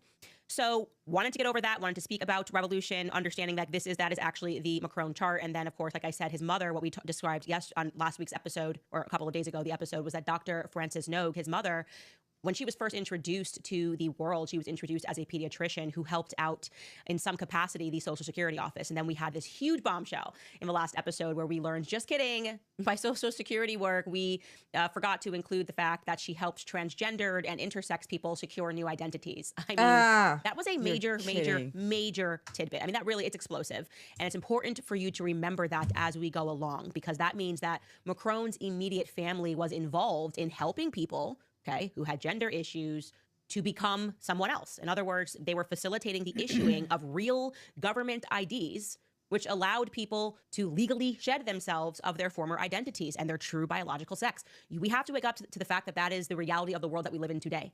So what is that? What are the implications of that? Let's just pause there. What are the implications of if I decide, okay, I'm Candace Owens. Nope, I feel like actually I was born a man.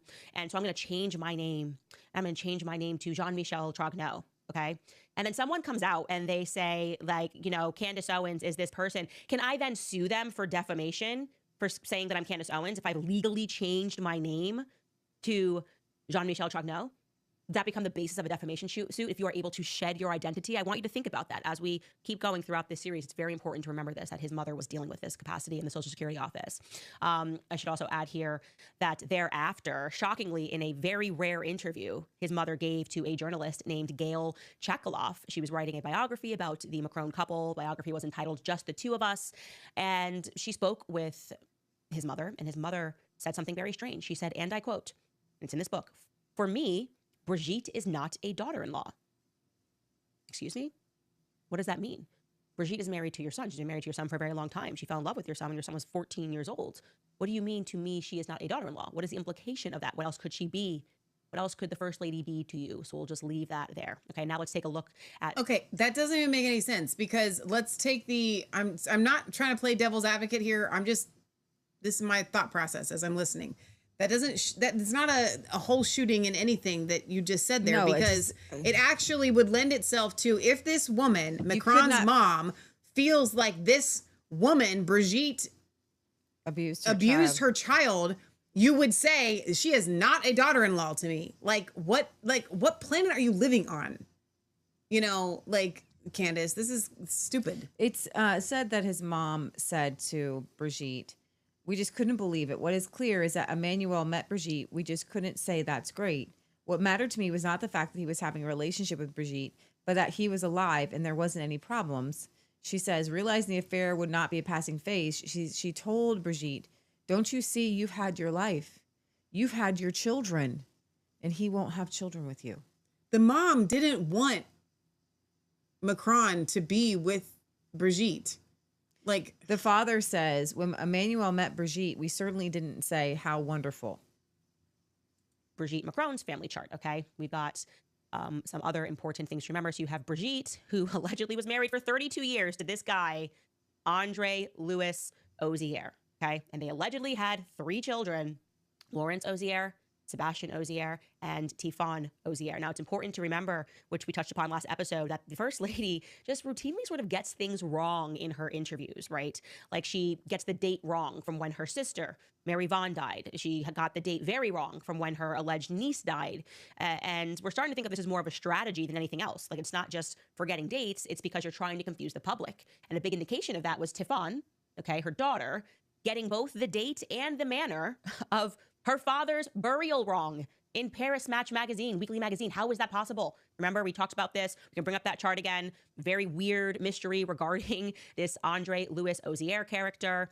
How weird it was, we cannot emphasize enough. We learn from his first cousin, okay? He had a first cousin named John Louis Ozier, and that's where it got really confusing for some people. There was a first cousin, and that first cousin then described that essentially he had sued the journalists for misidentifying him in the wedding photo.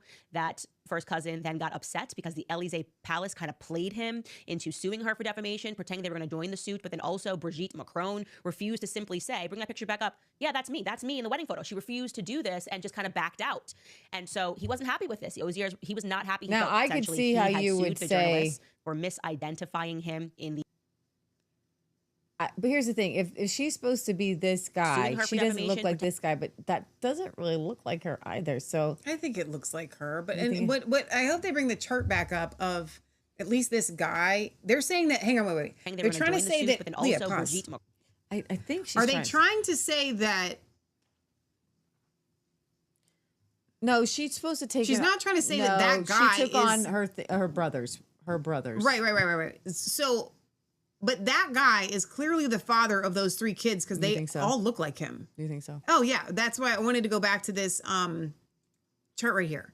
Look at the guy in the middle. Like, that is his dad. The girl to the left looks just like him. Like, that is, I think and the girl, and here's the thing. The girl on the right looks like Brigitte. Looks like her mom. This is a family. This is not hard for me. Like, they all look like a family. This is ridiculous. I'm sorry. We'll let Candace continue. Well, we can stop. We can move on. I feel like we've exhausted this. You guys can go and watch it if you want. If you haven't, whatever. But, actually, I want to play just a little bit more of this though. The controversial part of the relationship. This is what I want to focus on. Age gap relationships are nothing new, but Emmanuel Macron and his wife Brigitte. Now that's a story. A 24-year difference is already intriguing, but what really makes it jaw-dropping? He was just a teenager when they met, and she was his teacher. Yes, you heard that right. During a rare interview, Brigitte admitted, "My head was in a mess. For me, such a young boy was crippling." So, how did it all begin? Let's rewind to the early 90s. Emmanuel was just 15 years old, a student at Lycée La Providence in Amiens, a small city in northern France. Brigitte, a woman 24 years his senior, married with three children. That looks like the girl in the wedding picture. I'm sorry. To me, that does. But whatever. Was his literature and drama teacher. And get this. Her eldest daughter, Laurence, was actually in the same class as Emmanuel. Their nose is the same. At the time, Brigitte had been married for about 20 years to a banker named Andre Louis Ozier. She was living a completely normal, respectable life as a wife, mother, and teacher. But everything changed when she met Emmanuel. You know where it's going. Their bond started while working during a school play, The Art of Comedy, by Italian playwright Edoardo De Filippo. Every Friday night they stayed after school, rehearsing lines, exchanging ideas, and apparently falling in love. Or at least he was. And this is for a very positive memory. Every Friday I would go write a play with her for a few hours. We talked about everything. It seemed to me that we had always known each other, the French president later revealed. Brigitte later said that working with young Emmanuel was like working with Mozart. He wasn't just smart, he was intense, driven, and way beyond his years. We work very well together. Now, at first, people just thought it was a close teacher-student relationship, but then things got a little too close. Other students started noticing that Brigitte and Emmanuel spent a lot of time together, staying late after rehearsals, deep in conversation, clearly very focused on each other. And then came the moment that really set off alarm bells. They were spotted at a restaurant, sharing what witnesses described as a tender moment. Let's just say, small towns love their gossip. Rumors started flying, and when Emmanuel's parents found out, they couldn't believe it. At first, they actually thought he was dating Brigitte's daughter, because that would have made way more sense. But when they realized the truth, they took immediate action.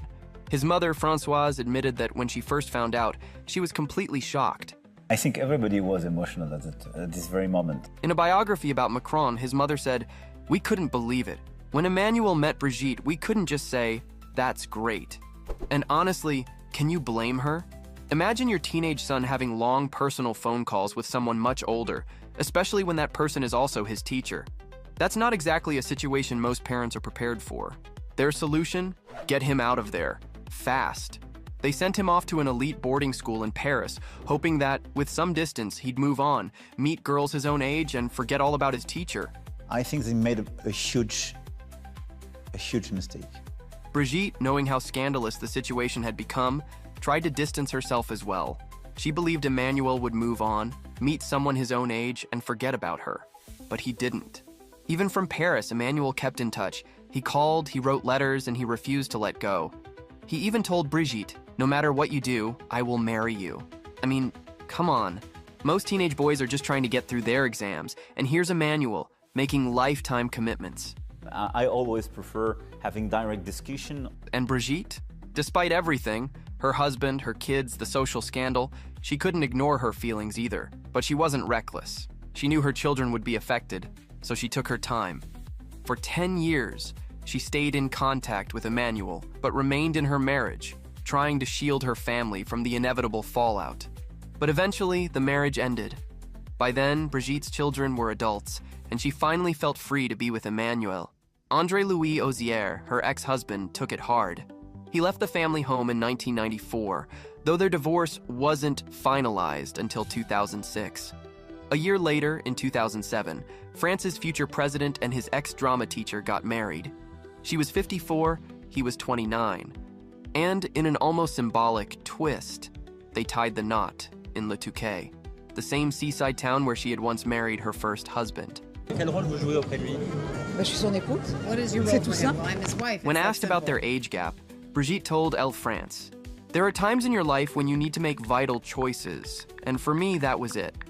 If I hadn't made that choice, I would have missed out on my life." And people just want to choose a life. That's very much important. Now, let's just pause here for a second.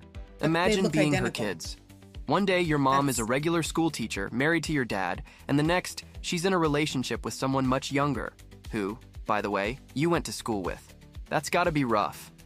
And it was. Brigitte's youngest daughter, Tiffaine, later admitted that the whole situation was incredibly painful. She was just 10 years old when the scandal broke, and living in a small town meant everyone had an opinion. Even though social media wasn't around yet, rumors spread fast, and her family was the talk of the town. I learned a lot about human nature then. We had to move forward, ignoring attacks, rumors, and punishments. In a small town, everything was known, she shared. Watching her father leave was especially hard. Family separation can be both. So I think that this whole idea, though, that Brigette is a man misses the mark by so much. And it misses what happens to her kids, who clearly look identical to her, by the way. And the dad. And the dad. Like, and so this whole family was exploded because of Emmanuel this thing. Macron is saying that it was wrong for his parents to send him away. But even if you think that you have the ability to consent, you're ruining somebody's marriage. You're these kids, your classmate, they have a mom and they have a dad.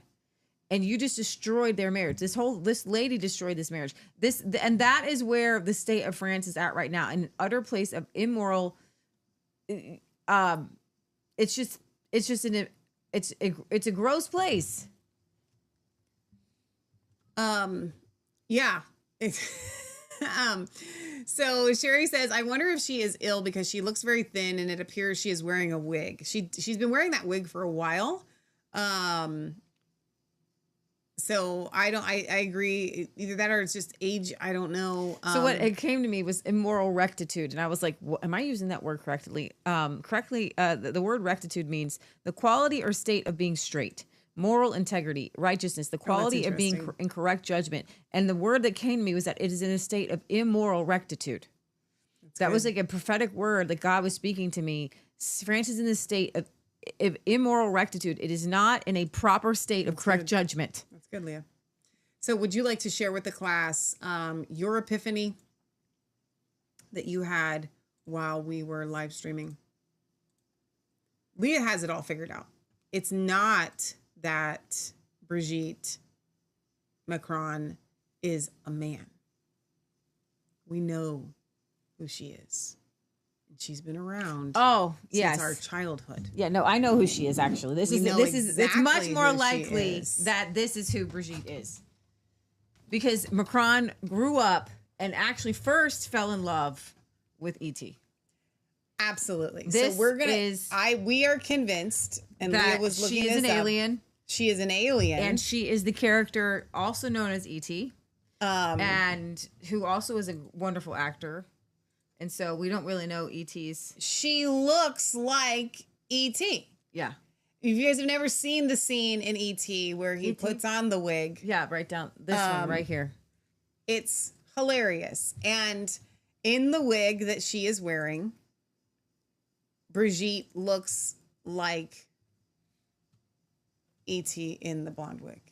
I think that that's a far more likely. She is E.T. I think that that's a far more likely scenario Yeah. than that she's a man. Yeah, me too. I believe she's been around since E.T. Yeah. Alien, extraterrestrial, 100%. I've got it figured out. I don't know why no one else has put this together, Leah. I know. But Leah did it. There she is. I'm so impressed. There she is. I'm so impressed with Leah figuring this out. She is E.T. She's an actor, Hollywood. You know, she's going to phone home. Yeah, she's going to phone home. Brazil's Supreme Court declines to arrest Bolsonaro for violating social media ban. That is good. Good news for Bolsonaro. This week, Brazil's Supreme Court decided on Thursday not to order the arrest. Everything is so strange. President Bolsonaro for violating a court-imposed restriction, though the judge said he could be detained for any future violations. Voldemort, otherwise known as Justice Alexander de Moraes, is overseeing the case in which Bolsonaro is charged with plotting a coup and imposed restrictions on the former president on July 18th. The restrictions include an ankle monitor. Oh my gosh. A ban on social media use and no contact with foreign embassies. No. On Monday, the judge threatened to arrest him for breaching the orders on social media uses, which includes use through third parties. Oh my gosh. And Bolsonaro's son, Eduardo, posted a video of his father delivering a speech and showing his electronic ankle monitor. Moraes wrote in his decision that there was no doubt the order had not been followed, but said the isolated breach did not warrant a detention order. The justice kept in place the restraining orders on social media use and clarified that Bolsonaro is not forbidden from giving interviews. But you're not allowed to speak yourself on social media.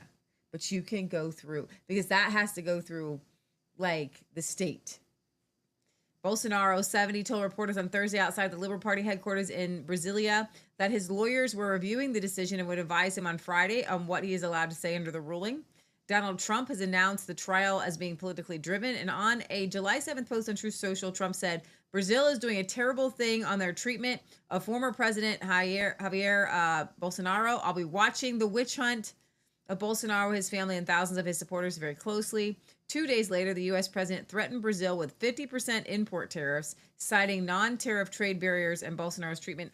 Listen, I'm happy not to get whatever we get from Brazil and shut down the economy over this. Yeah, 100%. That I would be behind. That's economic warfare I am behind, okay?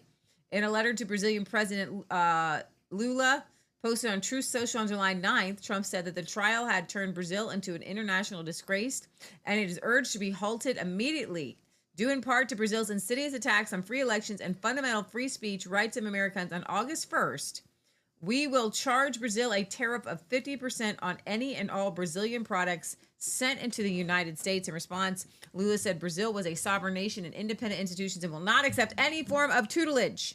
Oh, wow. He warned that Brazil may respond with retaliatory tariffs. So, wow. It's a tariff war. There we go. All right, Canada. There were earlier this week I saw that these gold miners were trapped 500 meters underground in British Columbia. They have since been rescued. Praise God. But 3 miners, this on Thursday, I'd read that they had been trapped. It was a non-producing area of the mine that collapsed. At the time of the initial incident, 3 business partner employees were working more than 500 meters beyond the affected zone and were asked to relocate to a designated refuge station. They had these refuge stations that had food and oxygen and water for a week before then another fall blocked access to that place, the refuge place. Newmont 60 hours. Newmont Almost stated 3 that days. the refuge station is equipped with adequate food, water, and ventilation to support the three for an extended stay. They don't really want to let you know as you count down the time to 1 week and then your time is up. The second collapse blocked access and restricted communication, so they actually didn't have any way to talk to them, so that's kind of scary. Newmont said, adding that the operations at the gold and copper mine have been suspended to focus resources on the rescue effort. According to the British Columbia's mining database, Red Chris received Mine Acts and environmental management approvals in May of 2012 and began regular production in mid-2015. The mine's current projected operational timeline is expected to continue through 2043. Red Chris is the name of the mine that collapsed. Thank you. Yeah, let's go ahead and play the video of the rescue here. It's over to the left. To the left. To the left. There it is. Safe and smiling, the 3 rescued drillers posing here with their bosses are on their way home after 60 hours deep underground. Mine officials say the first thing they said to rescue crews, a joke, that they'd had time to catch up on sleep. And certainly when the rescue team announced to us, we've got all 3 of them, they're in good spirits. I mean, goosebumps as I say it, happiness, and but more happiness for them. The workers spent 3 nights in a refuge chamber like this one. They had food, water, and appeared healthy when they got to the surface. Driller Jesse Chibati posted online, "Glad to be out of there. To all my mining brothers, stay safe down there." Newmont, which owns the mine in a remote part of northwestern BC, says safety was central to the rescue plan. First, a large scoop like this one, operated by remote control, cleared a path through 30 meters of debris. Then rescuers used a vehicle like this to carefully extract the men. And one by one, we drove them, one person through and the second person through. And that was the people that went out to them 700 meters further. And then we drove them back to a safe place. This retired mine rescuer says it looks like crews were prepared. The miners, they would have practiced this drill. They know where the refuge stations are. They have practiced runs. The question now, why were there 2 rock falls in the same area? The drillers were working at the site of a proposed underground copper and gold mine, separate from the open pit operations here. Newmont has promised a full investigation, so has the province. The ministry and the company will be doing separate investigations into what happened to make sure it doesn't happen again. The proposed mine is one of the projects the Premier wants to fast-track in light of American tariffs. Mining watchdogs don't want Canada to move quickly on new projects at the expense of safety. We're already seeing, I think, some very dangerous precedents. The surface mine operations are back up and running here, Paul, but the underground work has stopped. It'll stay that way as the investigation gets underway and the mine and the province figure out what happened and how to work safely. And Lindsay, I mean, gosh, I can only imagine how the families are feeling. So much relief. I actually phoned Jesse Chibati's grandma in Winnipeg, and she said that the last few days have been terrible, and she cannot wait to be reunited with her grandson. Wow. So that's a good news story, but I do have, I don't know, I think we've rescued 15. At the same time as this is happening, over at a more of a third world gold mine in the Congo, there was another gold mine collapse this week, but this was in the Congo. So when I found that one, this was happening too, but obviously because it's in Africa, nobody cares as much, so there's not much to report on, but I'm going to report on it. At an informal gold mining site in the east of the country where a shaft collapsed over the weekend, trapping an unknown number of miners underground. The incident occurred on Sunday at the Lomera artisanal mine in South Kivu province. Local sources estimate dozens of people may be trapped, although no official figures have been released. Individual shafts can accommodate more than 30 workers, including drillers and diggers. The Lomera site is a sprawl of makeshift tents, sandbags, and basic mining equipment. Local authorities have yet to release an official statement. We were walking in the shaft. My friends had been in the shaft since Saturday night. On Sunday morning, we learned that the shaft had collapsed. We tried to find them, but they never returned to where we sleep. since there were 3 of them. Until now, we don't know if we'll see them again. There are shafts where 30 or 25 people enter because even the drillers and shovelers go in. So in the shaft, our friends are working with 25 drums. In our case, I can't know how many people were there because the day before yesterday, we heard screams, but we thought it was our friends panicking, as usual here at the quarry. It was only in the morning that we learned there had been a collapse. Well, our correspondent, Chris Ochimuringa, is following this story for us. He joins us live now from Kinshasa. Chris, welcome to the program. Thank you for joining us here on Africa Live. Chris, some reports are suggesting hundreds of miners could still be trapped in South Kivu province. What's the latest on this tragedy?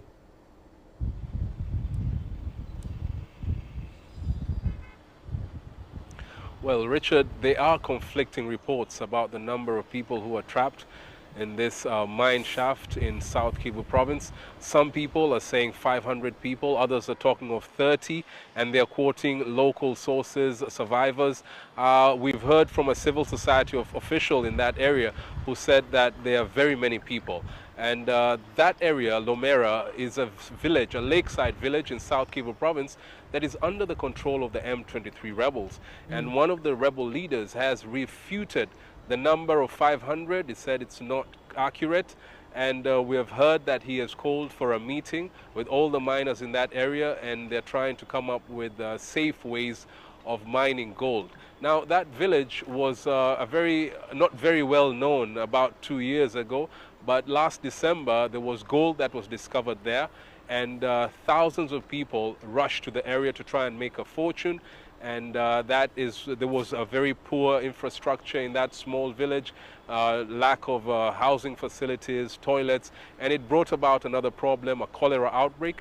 In fact, the international medical charity, Médecins Sans Frontières, described that village as a sprawling chaos of mining shafts and makeshift shelters. So it's a very tough situation for the people there who are trying to find those who are trapped. Richard? Chris, this mine collapse happened last Sunday. How have authorities been carrying out rescue and recovery operations, and what are the main challenges?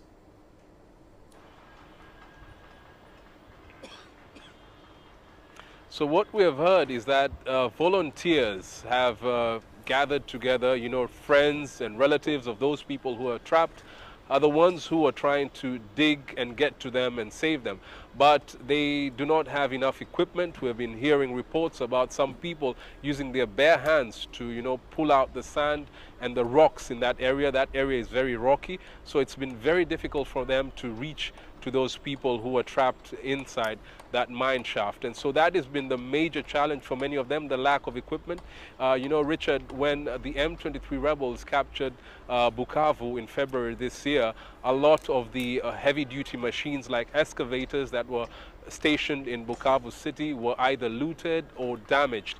And so the people there are finding it very difficult to try and rescue these people. The other challenge is, of course, the fact that that area is being administered by the M23 rebels.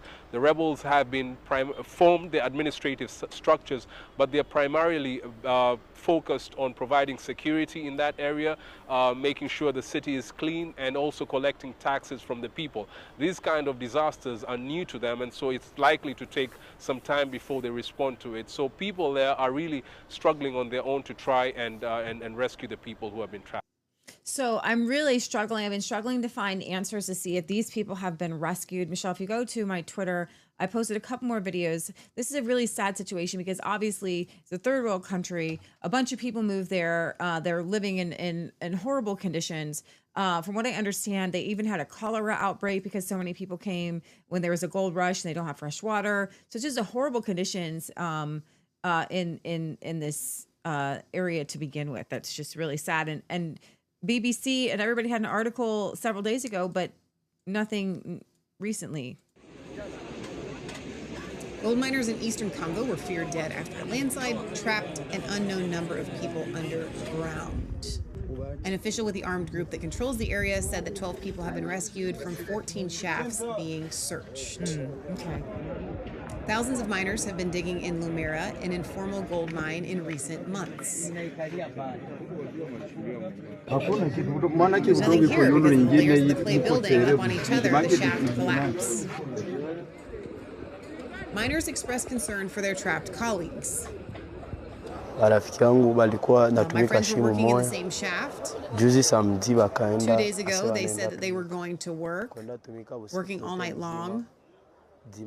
On Saturday morning, we heard that all the shafts had collapsed. After hearing that the shafts had collapsed, we searched for them, but we still couldn't find them. We heard people screaming here, and we thought it's just our colleagues panicking again, as usual here at the quarry. Then we continued working, and in the morning we learned that the shafts had collapsed. Okay, and I think I have one more. An unknown number of miners are trapped underground at this gold mine in eastern Congo. Rescue efforts were continuing here on Tuesday after a shaft collapsed on Sunday. Miner Kulondwa Mapendano said up to 30 people could have been in the shaft. Juzi samedi wakaenda ase wanaenda tumika. His friends had been working there overnight on Saturday, he said, and never returned to where they sleep. The Lamera artisanal mine in South Kivu province is a sprawling site of makeshift tents, sandbags and basic mining equipment. It's known for its precarious working conditions. Christophe Badesire is one of its miners. I don't know how many people were there because the day before yesterday we heard screams. Okay, I think we heard that. So let's just pray for them. Obviously, in their conditions, it feels horrible when you're in a house that has air conditioning and they're stuck. It seems like a different world, and I feel like we Take for granted. We take things for granted here, but we also live in a bubble. We live in a bubble, and we don't care or think like even our world news is a world news program, and we primarily focus on things happening in the Western world, but there is a giant world out there, and they all need the gospel. So Amen. God, I just lift up these trap minders, and I ask you, Father, if they can be rescued, that they are. I ask you to be with their families. If they are, they went to meet you. I lift up this M53 whatever gang here that seems to be in control, and I ask you that you bring good governance, that you destroy the witchcraft, the witch doctors, the false religion that has gripped, has a hold on Africa.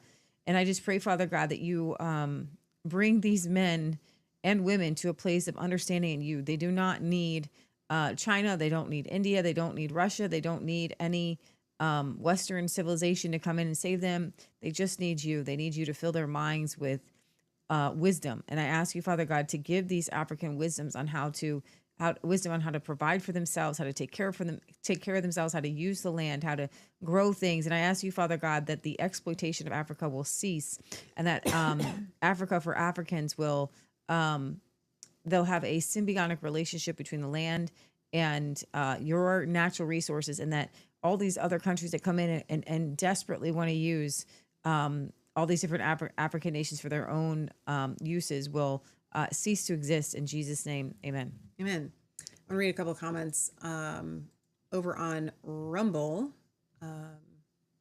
Let's see.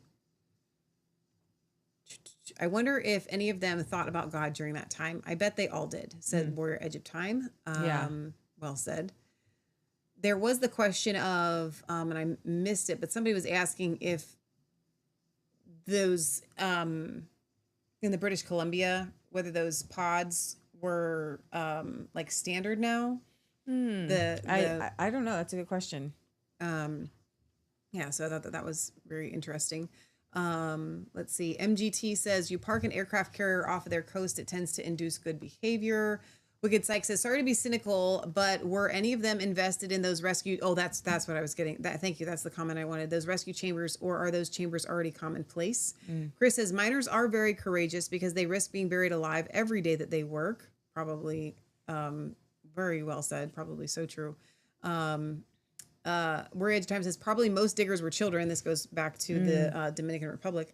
Or what is it, the DRC? The Congo is where they had the cobalt mines too. Dominican Republic of the Congo. Tell It Like It Is girl says, Warrior, most people hit child slave labor. We're going backwards as a society. Pretty soon American kids will be dropping. What did I say? Dominican Republic of the Congo. It's Democrat Republic? The Dominican Republic is a special place underneath the United States. And this is the Democratic Republic of Congo. Whatever. I'm trying to think about it 1,000 things right now. I know. Tell It Like It Is girl says, I believe these rich billionaires will manipulate the government to make that legal so that they can have cheap, poor labor again. That's probably true. Let's see. Barry says, I worked for the family building firm on the sites, actually building houses, even at roof level. He says he started at 14 as far as child labor goes. War Edge of Time says, I've been a slave to a system for decades, just took a little while to figure it out. That's true. I think a lot of us can say that. Combat Medic over on YouTube says, E.T. loves little French boys. She does look like E.T. And that is an unfortunate coincidence there. So speaking of Congo, this is the DR Congo, the Democratic Republic of Congo. And there was a church attack today, just today. Oh my gosh. And has killed 30 Christians. So what? An attack on a church in Komanda in northeastern DR Congo killed more than 30 Christians today. Local sources said rebels from the Allied Democratic Forces, the ADF, a group that has pledged allegiance to the Islamic State group, stormed the church during a Saturday night service and killed 31 worshipers. 7 other bodies were discovered in the town.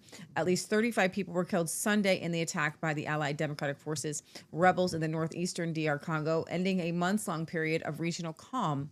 The ADF originally formed from former Ugandan rebels and which pledged allegiance to the Islamic State in 2019, raided a Catholic church in the town of Komanda where worshipers were gathered for prayer.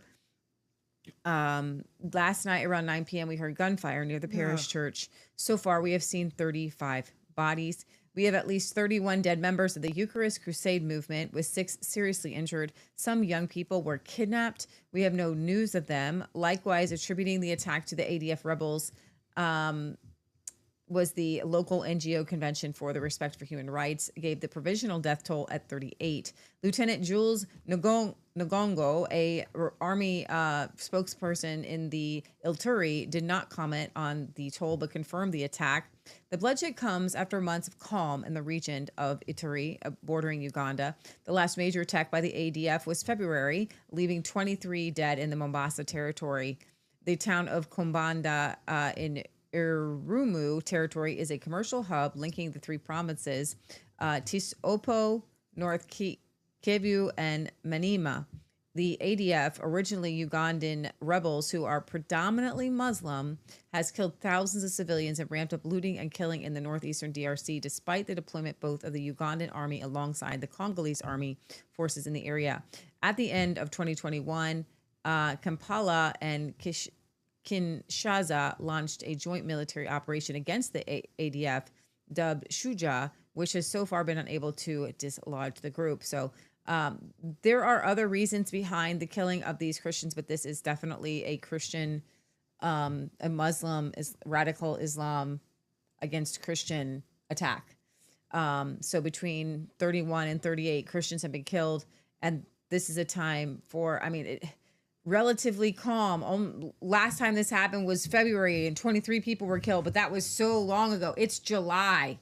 Usually you don't have a massive, if we had, every 6 months, 20 to 30 people killed in churches, that would probably make news. But oh, wow, we've gone 6 months without you killing a bunch of Christians. So we're, it's been a while. And I would like to put some things into perspective for everybody that, again, speaking of world news versus domestic news, whatever nation you're in, we're in the West.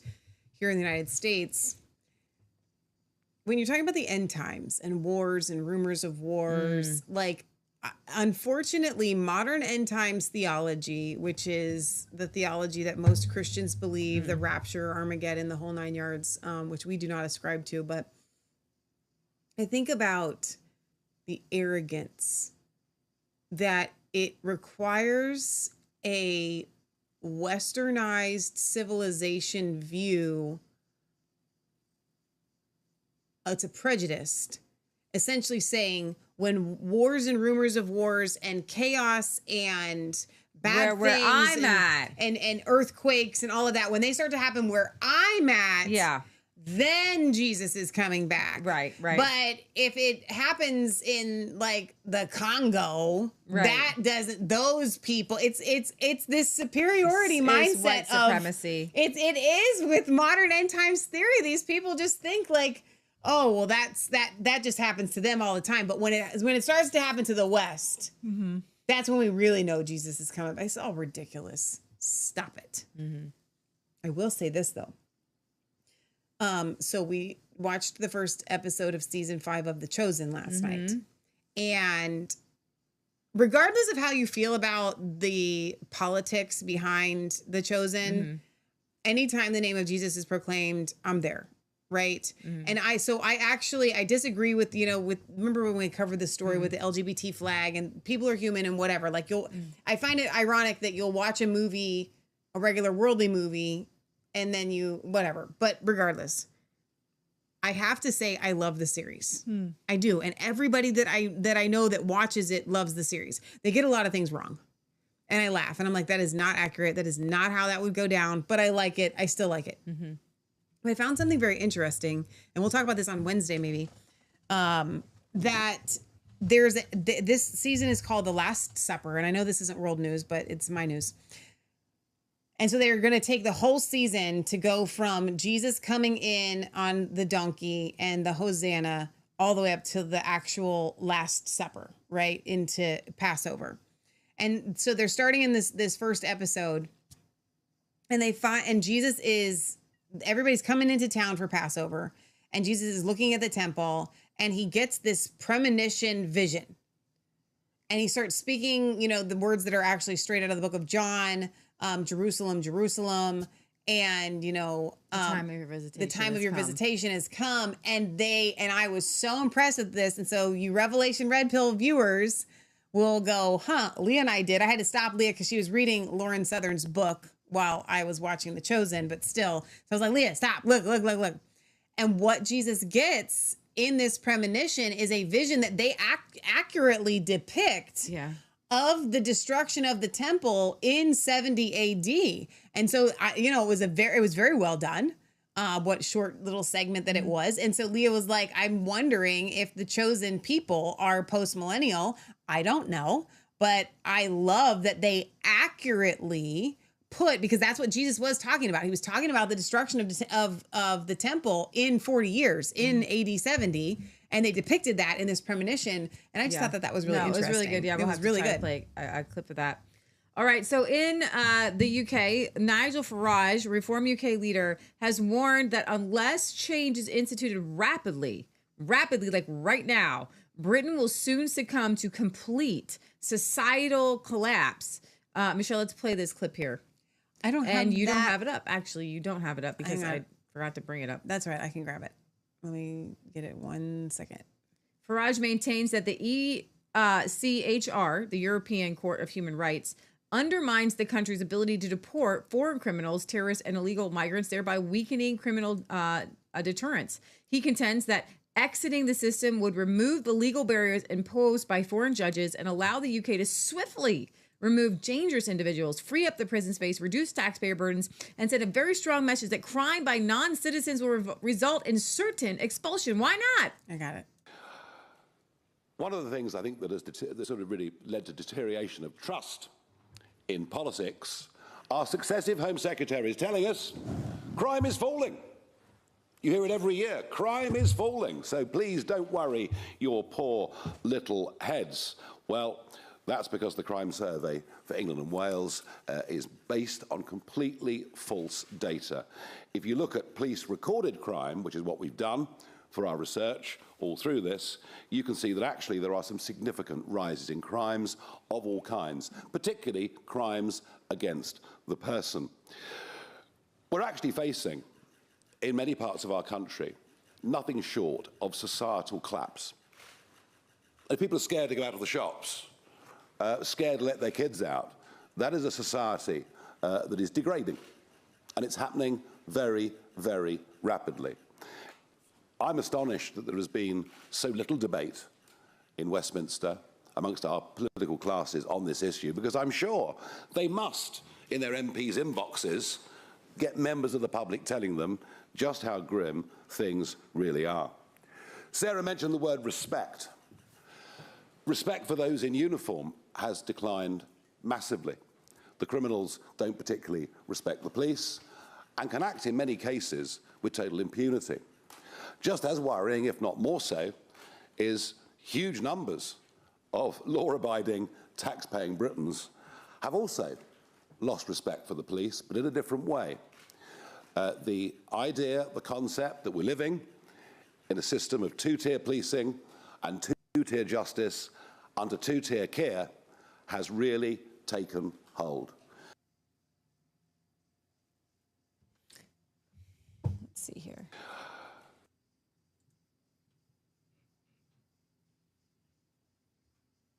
Justice. Now, in terms of policy proposals, yep, I'm going to reiterate the point. Zero tolerance policing. Every single shoplifting offence, however small, should be prosecuted. Every single mobile phone that is stolen, if we can track it, we need to go to the addresses and find out who these people are. Stop and search. Stop and search in areas where knife crime is prevalent will go on up until saturation point, until we drive knives off the street. And believe me, this is a policy that I know from my campaigning recently around the country, supported by people right across the political spectrum. And if we have to build more knife arches at the entrance to train stations or bus stations, or whatever it may be, then we will do it. Fast track arrest, we believe that is very, very important. And if we have to open pop-up custody suites and centres around the country, we'll do so, because many police stations not just closing in huge numbers around the country, but many police stations, including a local one in Clacton, have lost their custody suites. So we believe that fast track arrest, holding people, is right. And perhaps the biggest pledge that we would make today is to say 30,000 more police over a 5-year term of a parliament. And we will scrap all diversity, equality and inclusion roles, and we will aim for a higher and physically tougher standard of police officer on our streets. I love this, and I love everything about it. I do find it really interesting. I don't know, I missed a chunk of it, but I saw the first part and the last part. When it comes to the knives in the UK, people in the United States have a hard time, I think, maybe wrapping their brains around why would you want to outlaw knives? First of all, because they've outlawed guns, the only recourse that you have are like knives, because anybody can get a hold of knives. I don't agree that knives should be illegal in the UK, but I also don't think that you should have guns that are illegal either. And I know Barry's about to pop in and say guns are not totally illegal. Compared to the United States, they are all but illegal. Okay, you can have rifles for hunting and all this, that, and the other. But as far as like walking down the street with a 9mm, it ain't gonna happen in the UK. Like, it's just not gonna happen. People are not allowed to have guns for self-defense. But what I find really egregious is that you're not even allowed to have mace for self-protection. So in the UK, you have no right to self-protection at all whatsoever. You can't carry a knife. You can't carry mace. You can't carry anything to protect yourself from somebody else. And so if that's going to be the case, which it does not seem that is going to change anytime soon, Nigel addressing more equipped police officers that are not trained under DEI, I think, is a huge step forward. More checkpoints where these people can't get knives through. If you're going to make knives illegal, then you have to make it so that people can't just carry them even though it's illegal. And what I would add to this, which I didn't hear Nigel say, is I would make harsher punishments for people who commit knife crimes. Okay. So they're busy with the things that matter. The BBC doesn't want to cover the knife crimes, doesn't Right. want to cover migrant crimes. Right. They want to cover the things that really matter. The things that- Microaggressions. Yes. Michelle, would you go over here to this article? This is not what you would, this is not a spoof. The BBC has created a Black woman's guide to workplace microaggressions. You would think that this was a joke or a sketch or a Saturday Night Live, but it's not. It's real. Happy birthday to... Take it away, Amanda! No, I'm fine. Oh, come on, it's Sarah's birthday. Let's hear you sing. Sing. Come on, Beyonce. Happy birthday to you. That was so beautiful. Anyway, who wants some cake? Yes. It's not easy being the minority in any situation. But in the workplace, as the only Black woman, it can be a very frustrating and stressful environment. Okay, Beyonce. Now let's get information for this cake. I'm just in the middle of something. I'll be there in a sec. Oh. I guess that's from a TV show or something. And that, my friends, is an example of a microaggression. So here these people are so happy, so nice, so kind. She obviously sang badly. They praised her. They're trying to joke with her. They're trying to just be overly nice. Microaggressions are actually not overly nice. They're when you're cutting people on purpose. So let me ask you this question. This is a legit question that I do not know the answer to. Does everybody assume that all Black people can sing? Yeah, that's the whole idea. But I don't. Like, Okay. so that's what I'm asking. I don't automatically no, but assume that's the joke, and people don't all do that. That's the whole point. That the Like, people, how often does it happen to this woman that people accuse her of being a good singer when they've never heard her sing and ask her to sing, even though they don't know that she can sing, and say, go ahead and sing, girl? It's like asking a tall person if they play basketball, but it's a microaggression. You know. So I don't even have words for this, okay? Because anybody can be a minority in anything. Like you just said, if you're the tallest person in the room, here's the thing. Because they don't watch my show, I can say this. So my cousin's brother and sister-in-law have a son who is like 6'8", something crazy. Okay. And my cousin's sister-in-law has told me that he's really self-conscious about it. Like if he could not be that tall, he would choose to like have a surgery and not be that tall. Okay.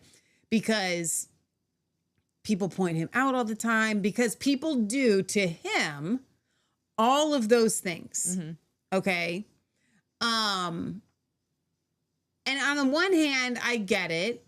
And it he's really, really like, it hurts his feelings. He's a full-grown adult, okay? And I would never say this, and I would never tell the story about it if I knew that in a million years he's never going to watch my show.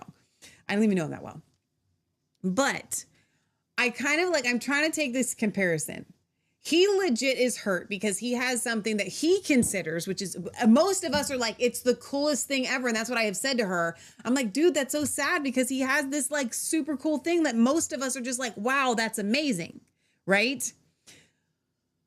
But it could be considered a microaggression that people will be like making fun, like, you know, can you reach this, you know, hang 10, not hang 10. What is it called when you hang on the rim or whatever? Like, you know, all these like tall people things, right?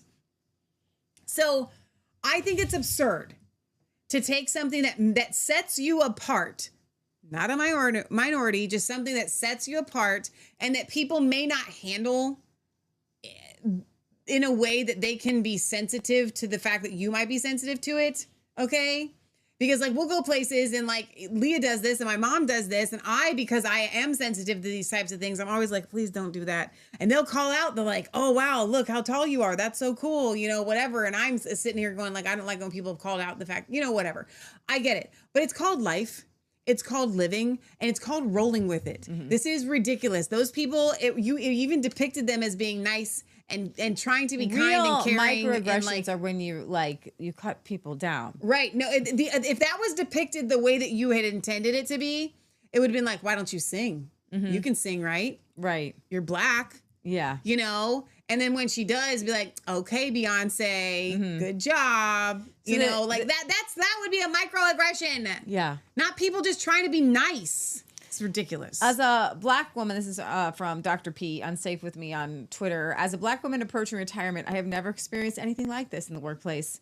It's insulting to black people and infantiles us. We are not fragile neurotics. And portraying white people as behaving in such a crass manner is also offensive. You are not all ignorant racist bores.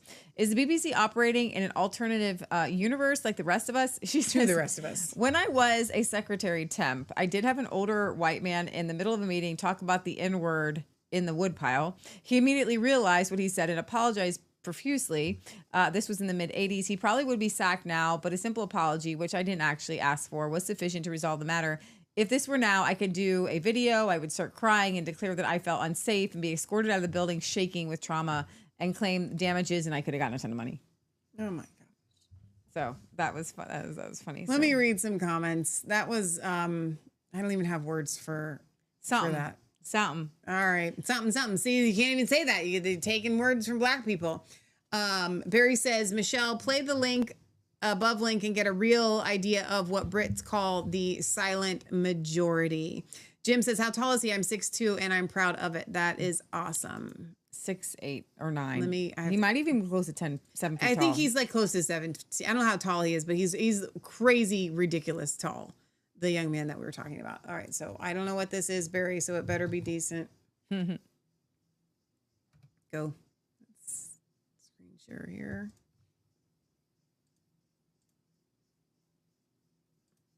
In Britain, around 125,000 men already here, maybe armed, trained and waiting. That's quite a terrifying thought, right, on paper? But here's the question no one's actually asking. What if Britain's men actually stood up? I'm not talking about the modern man glued to Netflix whining about microaggressions and asking for safe spaces. I'm talking about the backbone of this country, the grafters, the doers, the blokes who build, fix, drive, lift, graft and don't take crap from anyone. Now for this we're just talking about the blokes. Don't even get me started on the women. Well, the reality is that's over 13 million fighting age British men. You want to knock off the soy boys and bedwetters? Fine. Let's take a rough 20% off. That still leaves around 11 million who wouldn't sit back and let this country fall. Now, I'm just talking about 18 to 50-year-olds. I probably should have made that clearer earlier. We've got actual 50-plus veterans in this country who've seen real war, been in real conflict. So let's add another 2 million to the tally. That's now 13 million, and some of them are hardened fighters. Let's take a look at the so-called invaders, 125,000 strong. That's a lot. But it's less than 1% of the force they'd actually be up against. You think you can take this island with 125,000? You'd be facing a nation with centuries of military legacy, a culture that's bred scrappers, soldiers, engineers, and resistance fighters. This is the country that held the line alone against Hitler, the country that turned civilians into the Home Guard, that turned farmers into fire watchers, that taught every schoolboy how to dig, ration, and defend. We've got veterans in every single town, tough lads who've served in Iraq, Afghanistan, the Falklands, Bosnia, you name it. We've got ex-firearms officers, retired squaddies, countryside shooters, and dads who just don't quit. And one thing's for sure, they're proud of their flag. So let's say you try invading Britain. That's good, Barry. That's good. That's good. Okay, I think what do I have? This is a microaggression. I got 2 more little things here. This to me is a macroaggression. This is an attempt by Muslims in Montreal to do a prayer service outside of a cathedral, and then the church decides to respond by ringing the bells. Why would you do this? Awesome. Why would that is an aggression? That's a macroaggression. When But you I go like that and you pray and I as appreciate a form, the church. Yeah. Ringing the bells. All right, so will Andrew Tate face justice in Romania? That is to be seen. If he does not, and he's able to buy off prosecutors in Romania, he still will be extradited to the UK, which the people in the UK will not stand for a trial that does not actually go through. So he will eventually face trial somewhere, somehow. However, this guy, Vlad Abu, aka Joe Lambton, is a friend and a protege of Andrew Tate. He has lost his appeal and will face trial in Romania for human trafficking and other crimes. This should bode well for the victims in Romania of Andrew Tate, along with Abu openly bragging about his violent sex trafficking methods in the leaked war room. So the war room is Andrew Tate's university where he teaches guys how to be men, but they're just horrible. Group chats, witness testimony paints a darker picture. So Vlad Abdu, it appears that one of the defendants arrested with the Vlad Abdu has given statements to DICOT against Vlad. Abu is still selling courses teaching his webcam OnlyFans, quote, management, which like Tate is textbook human trafficking. I've seen this. This is from Gadget. I've seen the evidence of Abu urging a minor to join in these groups. And then he has another thread of Abu's self-confessed depraved, violent trafficking methods. And he has a whole nother thread, which we're not going to bring up because it's just horrible. And which begs the question, why does Sneeko, who has almost 1 million followers, have an affiliation with a self-confessed violent trafficker? Isn't he a quote-unquote a religious man now? I don't want to go into this guy. He is just like Andrew Tate. He is definitely going to be, going to jail. So I'm hoping that this means something for Andrew Tate to go to jail, honestly. Yeah, no, that's awesome. That is good news. Yeah. I like good news. Yeah, I do. I hope that is good news. I do hope that that's good news. Now, Michelle, that was the end of my show today. However, I thought with the last few minutes of the show that we would do in Azerbaijan. So let me get a couple comments. None Your Business over on Resistance Chick says, the problem is that none of those millions will be armed. And that's true. As far as the fighting age or fighting men in the UK, which stinks. MGT says, if you ask me, the quote, new police nonsense is not to deal with Muslims. It is to protect the elites from the people, as always. Wicked Psych says, it's more than a culture problem. They point to that to distract from fraud. That's true. I would definitely agree with that. Over on Resistance Chicks Church, I think, okay, no new comments over there. All right. And then I haven't checked Facebook in a while, so I'm so sorry. They were laughing at your ET comment at the very least. So, all right. So you want to go to Azerbaijan. Now, for those of you that don't know this, there is a program on YouTube. It's called the Country Life Vlog. They live in the Caucasus Mountains in Azerbaijan. And they don't speak very much at all. They don't talk to the camera. They just do their life. And Leah and I, our whole family actually, when we watch these shows, it's like being transported to a world that we all wish we could live in. And it's just this like husband and wife who, they keep animals and she makes food. And we found out later, because they don't talk on the thing, that her son owns these hotels. He's a chef. He's a chef. He doesn't own hotels. He's just a chef. I think he's just a chef. chef. Well, I think that a lot of the extra food that she cooks must go, because she sometimes cooks for like 8,000 people, like whatever it is. It's like, how many people can you possibly be cooking for? Well, he decided, along with, I think, his sister, that they were going to take the life that their parents live and put it on the internet. And the filmography is amazing. Like if you could do awards, like are there YouTube awards? Like there has to be, right? I feel like the filmography of this program is next level because they have a crow that you're in the wrong window. It's because you're in the wrong window. It's fine. Grab that. I'm going to grab it. They have pet cats. They have and they have all this personality that goes along with them, anytime you're going to pull something up, just pull up all your tabs. I know first. I got it wrong. I thought, okay, go to the beginning. So we're going to go to the beginning. Yeah. Are we going to watch the whole thing? We're going to watch pieces. We have to understand that when Lee and I watch this, we usually watch it like we're watching a football game because it's like, that can't be real. I talk to the screen the whole time that I'm watching this show. So If you want to Those are watch the it good- without us, you can go watch it without our commentary. Oh, wow. Looks like it's just time. Oh, plums. We're checking. Oh! No, we're that checking didn't them. even look like a plum. It looked like a peach. Like it looked like it was shaped like a plum, but the color of it was orange inside, and it like squished. Plums. Hang on, it was a plum, shaped like a pear. That's what I meant to say. No. It looked. It was kind of shaped like a pear-shaped plum. So yeah. So for the podcast, oh, look at all the flowers. For the podcast listeners, this is the time where I don't even know that you want to keep tuning into the show because So he's bringing bricks. It's a visual. He's gonna lay bricks on their pathway. Huh? That's a little loud when I turn it down. Then maybe he's gonna do his little cooking thing, tea thing, right? Maybe. If it's just or unless temporary. he's just deciding I'm gonna make a brick walkway. Maybe he's making another. Yeah. Look at her something. broom. That's made out of. That's a real broom. So many flowers. Oh no, he is building something. He's gonna build like a spit or Like something. a spit. Yeah. He's bringing. They in do this a lot. They just like randomly Oh, here it comes. set stuff up. So they like to show different ways of cooking. So this is going to be a barrel cooking. So they're going to cook on the barrel. Okay, but who's gonna sit there and spin it the whole time? I don't know, but they're going to check it. Okay, so what are we going to cook on the barrel? Some sort of good meat. Oh, and the And here whole she comes kitchen with the- outside. She does normally under her, if she's outside, she normally has her thing, her little shelter. Oh, these hollyhocks.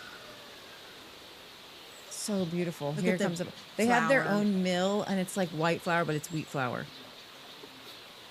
Well, it's just sifted. So we're not really measuring per se. No, she doesn't measure anything, and she uses a boat. Oh, we're gonna sift it. She We're uses gonna have a some fine flour. boatload of ingredients when she does stuff. That's what I'm saying. Like she cooks for like 8,000 people. We're gonna go again. Let me know if I need to turn the background noise down, guys, because I totally can. We have the cookbook.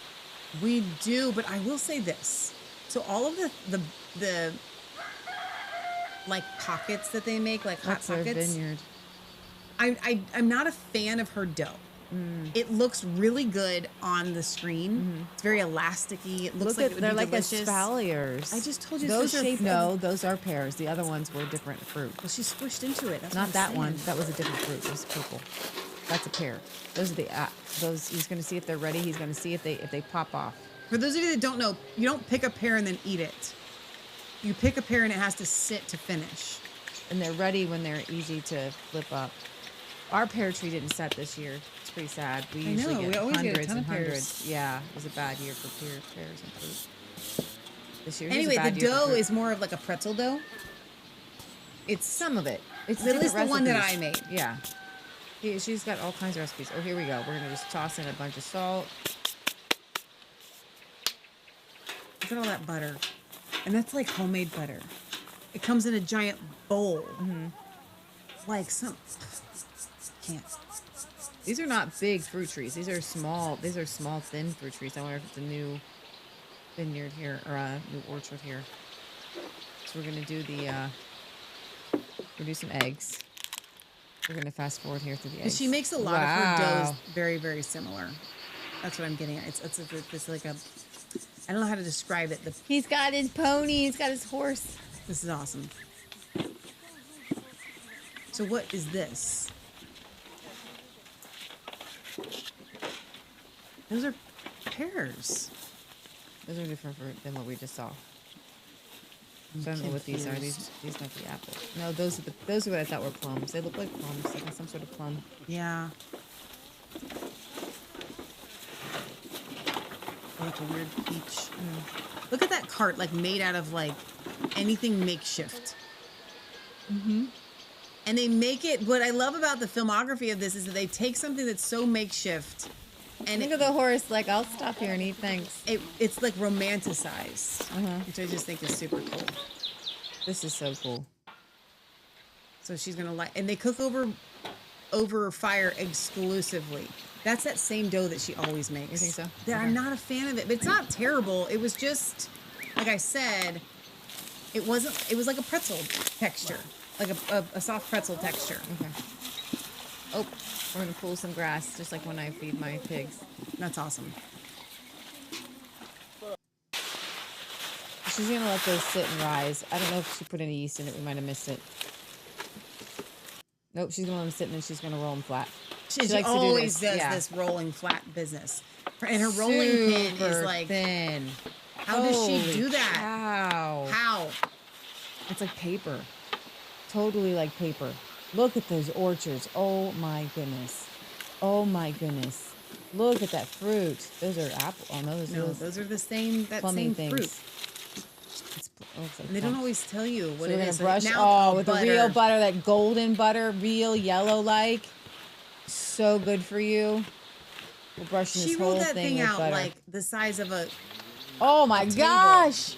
It's even. Oh, this is like This So is like now she does this a lot. She this does is this like a lot. baklava. She's probably gonna, yeah, exactly. Cut them. Look at this. Wow.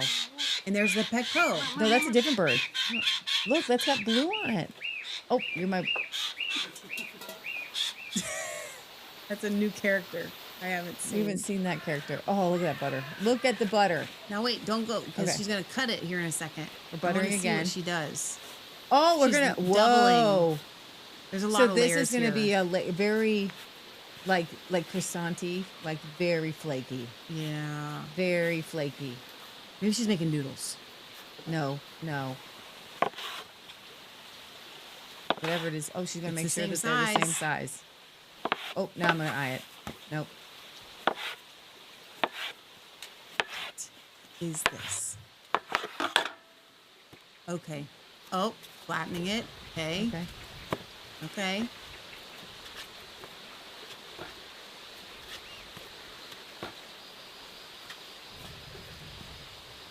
I would love to have like inner city people react to this type of show. Look at all the dahlias.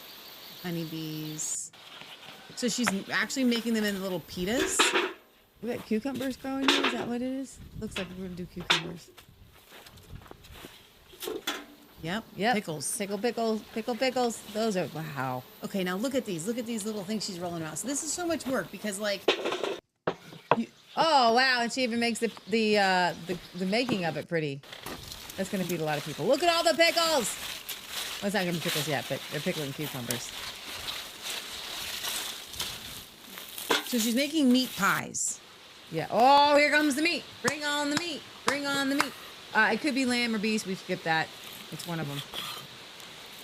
Looks like lamb. She's actually. literally like Look at just that cutting knife. little That knife is dicing. intense. So I That's think not a knife you usually use in So your I kitchen. think they sell their own knives now.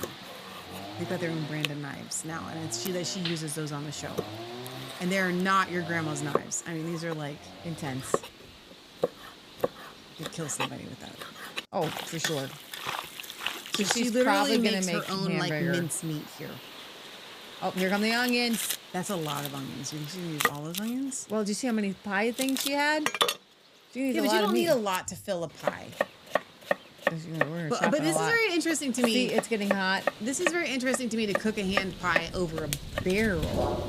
Why not just put it in their stone oven that they have? Because you wouldn't want. But a barrel is something that you would need to turn. Yeah, I You think wouldn't want to turn a I think a lot of pie. times what they do is they do interesting things to get us to watch. It's working. Yeah, that looks So amazing. this is a ton of onions. It's like 50% onion, 50% meat. Yeah, are we gonna Pepper. Cumin. That's surprising. Like cumin seed, not even ground cumin. I think it was like a little bit both. That was just seed. Cumin is great. Our friend who's a caterer says that that's her secret ingredient in like everything. Watermelon, tomatoes. This is the time. This is the hour of. Now here she's filling her pies. And they've got that new greenhouse. There's There's the crow. I think he has a name. They've named it because Have they they? mentioned it. Yeah. And you know what?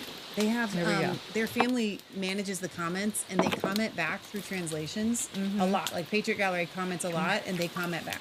It's fun. I just think it's awesome. I think they brought her And they have a bajillion views. So Yeah. how she can manage to keep on top of the comments, I don't have even no know. And they're idea. sincere comments. They're sincere. Okay. Okay. So that's what I did. I know it's got to be the same dough because she had me make a pie with the recipe that I had. It's got to be that same kind of pretzely dough. Yeah, but I don't think you did any of those steps. No, but do you think it's gonna be flaky? Roll it paper thin. You got roll it paper thin. No, I didn't do that layered part. I don't think. She rolled it paper thin. Those tomatoes look amazing. Holy cow. I still don't understand how this is gonna work in the turning of the thing. Here we go. Here we go. We're gonna load them up. We're gonna load them up. It had been spinning. There's the crow. Hey, buddy. I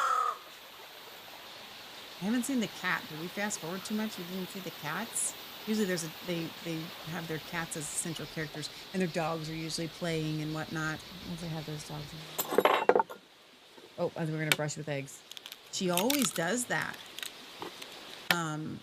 Which is interesting because she's using. Is she gonna use the? No, she's gonna pull the yolk out. Yeah. So she's just gonna brush them with the whites. No, the egg yolk. The egg Which yolks. one? What do you think? I think she should do egg yolk wash. Can't remember what her recipe. She's gonna do an egg yolk wash. Yep, that looks like a yolk. Egg yolk. Okay. No, meat's not cooked or anything inside. Oh, then we got some sesame poppy seeds and sesame Those seeds. aren't poppy, those are black sesame Okay. seeds. Which she had me. Here we go. Okay, I did not expect that. How is that sticking? Boom. No! Leah! No, it's not! Boom. Did you anticipate that? I saw it in this picture. No! I thought it was gonna go on the inside. No, you didn't! That's not gonna just fall off. How did I gonna fall off? That is a naked. Look at that naked turkey. That turkey. That's a turkey, I think. We can't get turkeys to live. We need There to it try goes. again. No. They're gonna fall off. How are they not falling off? How are they not falling off? Leah, did you guys expect this? I did not expect it to go on the outside. Did not. And how is it going to cook the meat on the inside without burning? What Juices are is happening? Y'all didn't see that coming. You did not see it coming. But how is the meat cooking on the inside and the dough not burning?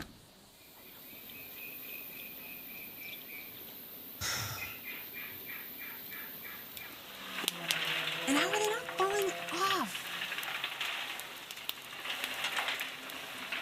Chris says, I love watching Real Country Cooking with y'all. See, even Warrior Here it Edge comes, Time here was it like, comes. what? No!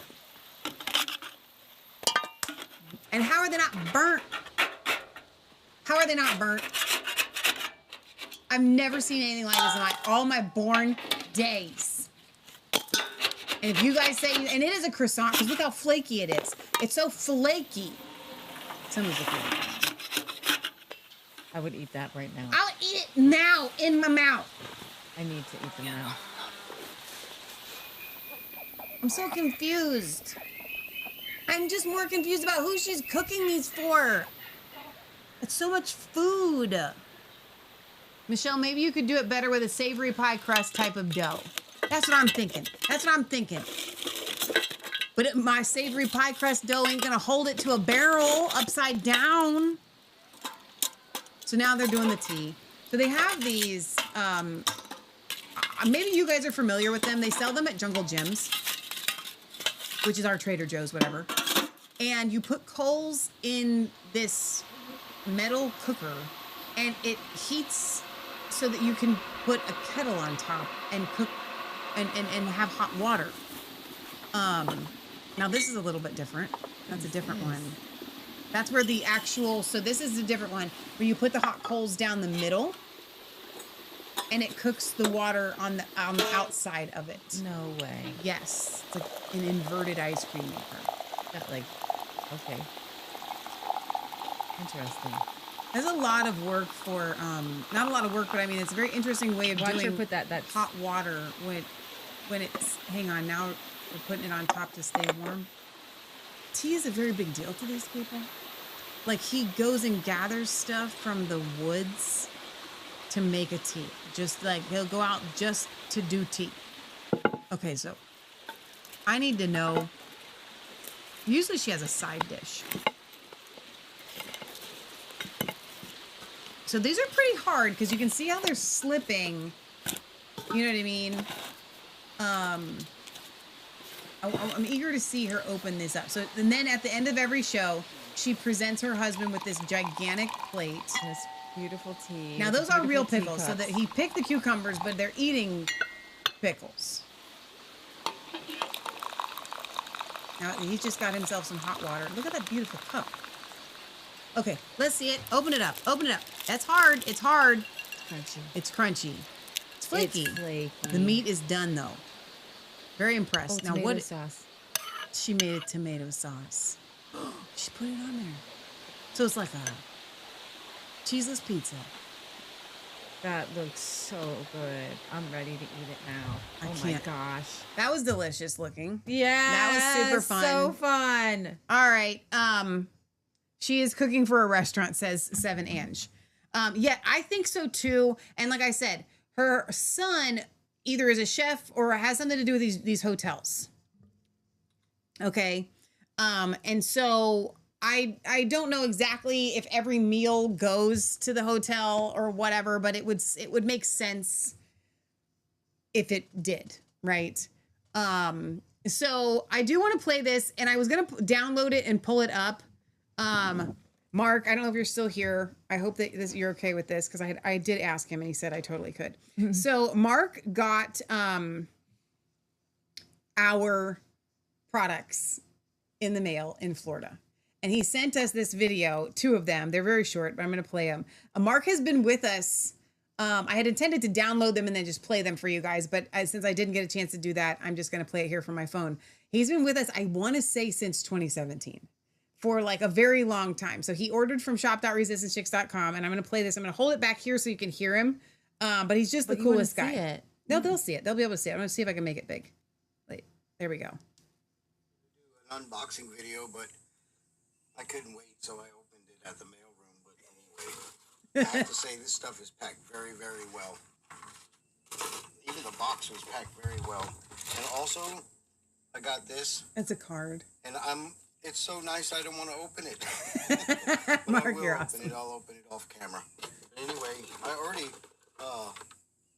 put on some of the Armor of God beard and body butter on my beard. Hopefully it'll make it a little less scraggly, but my skin is nice. His skin is nice. Did you see how nice his skin looks? The mailroom said, "Man, that smells good." So I just want to say I can't believe he did it in the mail for room. this. I appreciate y'all. I'm praying for you all the time. With us. That's awesome. I had Oh, that's me. Hang on. Wait a minute. Guys, but That's me playing in the background. Let me stop myself here. Michelle, be quiet. Now, there's another one. This is his backyard in Florida. By the way, this is my little spot in the backyard that I go to pray and meditate. That's beautiful. Sit out here and I'm going to pray for your business, and I'm going to pray over these products. I'm going to pray over your ministry. And I just want to thank you guys so much. That's awesome. Yay. Thank you for that, Mark. That made my whole day. And then I showed it to Leah while she was driving. So fun. That is so fun. So we do have a mail call. We don't know who this is from. Leah, you want to start working on that, and then I'm going to open this from Rose. I had intended to do this on Friday, but we didn't get a chance to do that. So it says, it's Charlie Brown, and it says, thanks. There's that right there. She says, God has been so good to us. All praise and honor and glory to him. Love you all. Stay strong. We can do this. Philippians 4:13. Rose, I hope it's okay that I read this on air, because I'm going to. She says, Michelle, Angelica, and Leah Faith. Thank you. I actually did get the beard oil for her son. I've been needing something for my hair because it's been so dry lately. I honestly didn't think about the beard oil until Leah mentioned using it. I love it. And my hair is soaking it up without leaving it greasy. And then she says private. So I'm going to leave that. And I'll read that in a minute. But then Rose is an amazing artist, actually. Yeah. And she has done these beautiful cards here. She colored in these cards, which I can tell you that she did, because I know that she's done all sorts of things. It says, God is good, Psalm 136:1. Bless the Lord, oh my soul, Psalm 103:1. Hang on a second. And I love that she does these. He shall give his angels charge over you to keep you in all of your ways. Psalm 91:11. So pretty. God is my rock in whom I take refuge and my salvation. Psalm 18:2. Rose, these are so nice. You did an excellent job coloring these in. By wisdom a house is built, and through understanding it is established. Through knowledge, its rooms are filled with rare and beautiful treasures. Proverbs 24, 3 through 4. That is so pretty. Thank you, Rose. Thank you, thank you, thank you. Okay, so we don't know what this is. I'm going to figure it out. It's a burqa. Did somebody send you a burqa? Yes. No. Yes. I ain't wearing no burqa. Is this for our? Are these for comedy segments? I bet it is. I don't know if I can do it, Leah. I would never. I can't. Guys, who sent Leah and Michelle burqas? It had to be. Was this Dale? Dale. It had to be Dale because we did that segment the other day, last week. It's a hijab. I can't put on a hijab. We have to now. Do we? I think so. Who did this? Was this Dale? Somebody needs to confess. No! Leah! I have never. In all my born days! Who did this? I can't even get it open. I need to know. I need to see the comments at this point. Y'all people cracking me up. What do you guys think of this? Do we put it on or do we not? I need to see. Wait. You need to give me the. Leah! No, you didn't! I can't even get in mine. It's booby trapped. This cannot Who be sent this? real. Who literally in all now for those of you that are offended at this, we do wear the Viking helmets and that, but this is taking it a step too far. This is too much. I can't, but it's funny. Like, are we allowed to make fun? Because I think we could make fun. We could do segments making fun. I'm gonna have to think about this because to put it on feels like just such a symbol of oppression. I would have to listen. Whoever sent it, I feel like you almost have to be but okay. burn them. So. I can't even imagine wearing this. Leah, no, you can't breathe under here. I cannot breathe. Chris says that's not even subtle. You can't breathe in here. I need air. This is what I need air. I gotta breathe. I can't. I'm gonna do this one and one time only. Oh, one and one time only. You know what? I feel like I'm going to be a kung fu fighter. No, you didn't. No, you failed. You didn't even do it right. Oh my gosh. Hang on. Let me help you. No. Wait, it's got to go. But what is the purpose? So we're gonna get arrested. Ninja women. Thank you, Aunt Gail. I need more air. I gotta come up for air. I can't breathe under here. You gotta come up for air sometimes, Leah. I think it's because this by itself shows too much. Okay. Right? I think this is too much that they make you wear this too. So that you're completely just a little. You ain't doing it. Whatever you're doing, you ain't doing it right.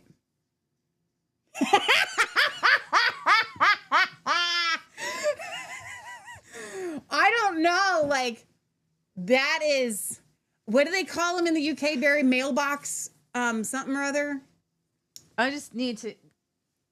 The fact that this is a religion. I need air. I've never done or thought what this would be like. It's a living, walking hellbox. Human prison. Yeah. And whoever came up with this idea is burning in hell. And whoever encouraged this idea is burning in hell. Right. And anybody who would go along with this needs to be relieved by the power of Jesus Christ. I am slightly intrigued at the idea of being able to keep them for comedic sessions when it comes up. You know what I'm saying? like when you would like to try to make fun of Right. them and how would you eat and you have to go out. Any man who would have his wife wear this and then try to eat. You can't breathe in there. No. COVID cover on steroids. Or your Edge of Time says at least you had a choice to wear it. Ange says, sorry, I do not trust anyone who hides himself. So this is when you have to eat underneath the here.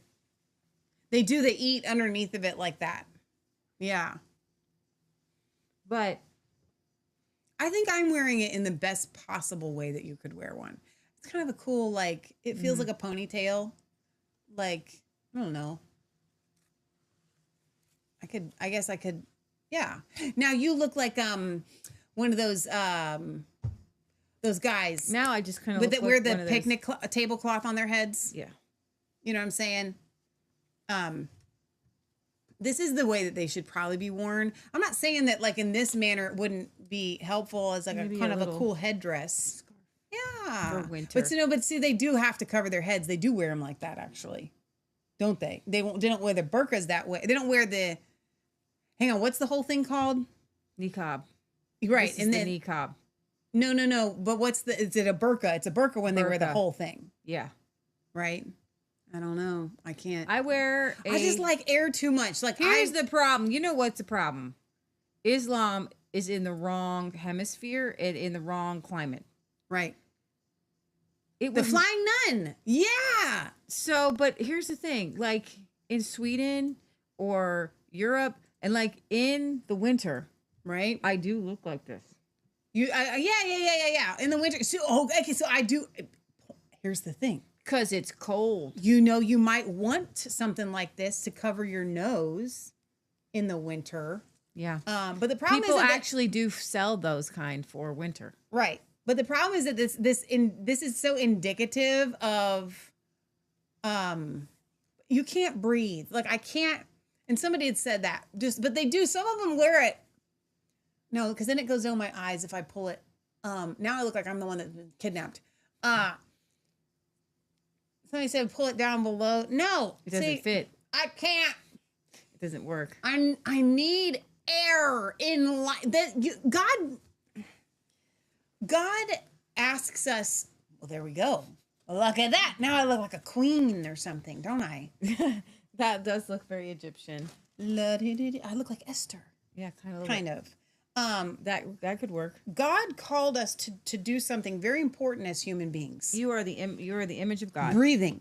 Yeah, well, yeah, that's true. Breathing. I am the breath of life. Is so important that I'm not giving it up for nobody. Never going back to the COVID con. Never covering my face again. And you know what's so funny? I got it, Leah. Horrible for mouth breathers. I'm keeping this. Do you know why I'm keeping this? Why? I am keeping this. For why? Because for the fun of it. And what I mean is this. I wish I could travel back in time to COVID. Yeah. And I would walk in to like a doctor's office wearing a total Americanized outfit, like what I have on right now, like shorts, sleeveless shirt, flip-flops, completely open, hair open, right? And just walk in and be like, this is my face mask. Here I am. This is my face mask. And you know what else? I just went to take a breath in and it sucks in the whole thing. And then you know what else I'm going to do? I'm wearing a backpack. I'm going to wear a backpack with some wires sticking out of it. And I'm going into the doctor's office. This is my face mask. This is what I'm wearing. American girl, like this, ninja warrior. I might even wear you know what else I'm wearing? Hang on, I'm not done. What else I'm wearing is I'm going to wear my belt knife that I take places, my old timer. You know what I'm saying? You could open carry. I could open carry. And I'm wearing this when I go in it. If I could turn back time, I would do it. Nobody sent me this back then. And then you would say, now who's Islamophobic? I would say who's Islamophobic. My goodness. Is that all we have for the day? Yes, 5 o'clock, dude. All right, let's go. We love you. God loves you. God bless. Remember, it's not just a conspiracy theory if it's actually the truth. This is the greatest thing. You know, this has turned into a chickmunks. I can't. with the picture with us both wearing them. I'm gonna have to go grab a screenshot. No. Yes. No. Happening. It feels oppressive. It's gonna be a chickmunk. I'm so sick and tired of the seriousness of this. Could we get if we lived in the UK and I make fun of this, we're going to jail. Oh yeah, sure. So I got to do it now before that jail time comes to America. Raise your hand if this should turn into a chickmunk. I'm just too offended at it. I don't feel like I don't feel like my humor is going to come across as well as it should because it's just so offensive. Check knife carry laws. It's different than guns. No, they are. They have to be smaller than 4 inches. I know what I'm doing. Trust me. 4 inches here in, yeah. Britt Baza says, have you girls heard of Lawrence of Arabia, Leah of Arabia, Michelle of Arabia? MGT says, I think it's in a desert. It would make sense to keep the dust out. That's true. There's a time and a place for that. Every day is not like that. Jim says, chickmunk, yes. Y'all knew it was coming and I'm going to get in trouble for it. I'm going to get fired. I'm going to get arrested. I don't know what it is. Something's going to happen bad when I do this. And all right. So I don't know what shows we're going to do this week. So just stay tuned whether we're going to do Healing for the Fractured Soul, but we'll do one or the other or both. So Tuesdays or Wednesdays. Thank you guys for your support. We got an amazing email from somebody yesterday. I think you should read that. Oh, sure. Well, you're already there. You can pull it up. Let's keep going. It was from Steven. Keep going. I might have put it in the old mail. So go to the, that's all right. Go to sent. Now scroll down to Steve. Nope, Steven. Keep going. I did a lot of emails yesterday because they spent the day responding to emails. That's what I did. Okay. Dear Leah and Michelle, I've never heard of you ladies until you showed up somehow when I was looking through my phone maybe a month ago. I think God was directing me to the truth. I've been watching you two wonderful sisters for a month now. Today I was watching you and you had on this guy Mark on the show and you two were so excited and so real. He was or is a teacher. I'm not sure which Mark it was. Maybe Mark Probably Baker. Mark Baker. We don't have any other Marks. I know, but that would have been a while ago. I have been watching and listening, but today, till July 20th, 2025, Sunday, is the day I realized that you two are God's angels working for Jesus here on earth. Look at me wearing this right when you're reading as it is that. in heaven. I am realized, God's angel. Please take that off. I'm working on it. I realize now after watching this show that you sisters are the real deal. I will be watching you guys from you two sisters from now on. Got to hear and see your mom the other day when Michelle was cooking. You two are so inspiring, teaching the Lord's will. God bless you both, my sisters. And the show I watched the other day about the hammer or the sledgehammer, you two inspire me and are not afraid to speak the truth about even Mr. Trump. I was born in Canton, Ohio, and so is my twin sister. Leah and Michelle, you make me proud to have been born in Ohio. Mom and Dad moved to Pittsburgh about a year later. So I'm a Steelers fan, sorry. Sure would like the recipe for the Cincinnati chili. I forgot to send that to him. And he says, my second went to Bible college, also in Missouri, and her name was Michelle. Not a lot of women out there like you two sisters. Amen. And God bless you, Michelle and Leah. You and love each other always. You two have heaven right there on your 1 acre. What a show last night. Fire. You showed me what is really going on with Epstein and Trump and how they use that was Friday's this show to get Epstein's girl out of prison. Maxwell, you two are honest and very smart. He says, what do you think about Vivek for Ohio? I know last night you said you almost don't want me to send a donation, but I see what you are doing and the Lord, and I'm gladly going to send you a donation. He says, amen. Amen. Stephen, thank you for that email. That was so encouraging because, you know, it is not easy to you guys know this. It's not easy to expose any sort of connection to Trump or corruption or anything like that. To say anything against Trump is a very para in our movement, which is the Trump MAGA movement. So it's very difficult to do, but we have to speak the truth, and we do try to stay on the straight and narrow. We'll probably do an episode on Vivek. I do believe he is like that really slick car salesman, and I don't want him as governor of Ohio, but I think he'll probably slip right in there. So. I should have said that. He probably will be Ohio's governor. I will not be voting for him. I think he just panders to whoever it will listen. So we do appreciate your support, and you can support us. We do have several ways to do that. So find the easiest way is shop.resistancechicks.com, or even from resistancechicks.com. There is a give link now. For those of you that don't want to use conventional ways, you can go right through our website. So you don't have to worry about going through PayPal or any of those things. It's just goes right please, through our you website. can definitely send donations. I appreciate it. Leah, it's really you're nice. so funny. We were talking about when Michelle would say, "No, don't send donations." I'd be like, "Dude, dude, you can totally send donations. So it was just a funny going back and forth between Michelle and I when she finally was like, no, we'll allow people to, I'm like, We that's appreciate nice of you all to of allow our people. donors. You guys are amazing, and you do make a huge difference. You absolutely make a huge difference for Leah and I, and we cannot thank you enough. It means so much to us. It really I mean, does. everyone, you know, like, oh, our computer's breaking down. Somebody helps us get a computer. It just So- really means a lot to us. We have not had a chance to talk. And the other day on the show, and I said, I'm not going to say it because I'm not going to say it, but you just now said it. Our computer's not broken. It's not broken, but it works. It is working. Which computer? The computer that we stream on. This one? Yes. This was a new computer from last year. Right. But it was a step down when we did it, even though we thought it was a step up. And so all of our shows that are glitchy and so like, if you go back and watch the first start of our show, our voices aren't going to match up because we were just like, this not the time that we messed up. It's because the system can't handle it. Okay.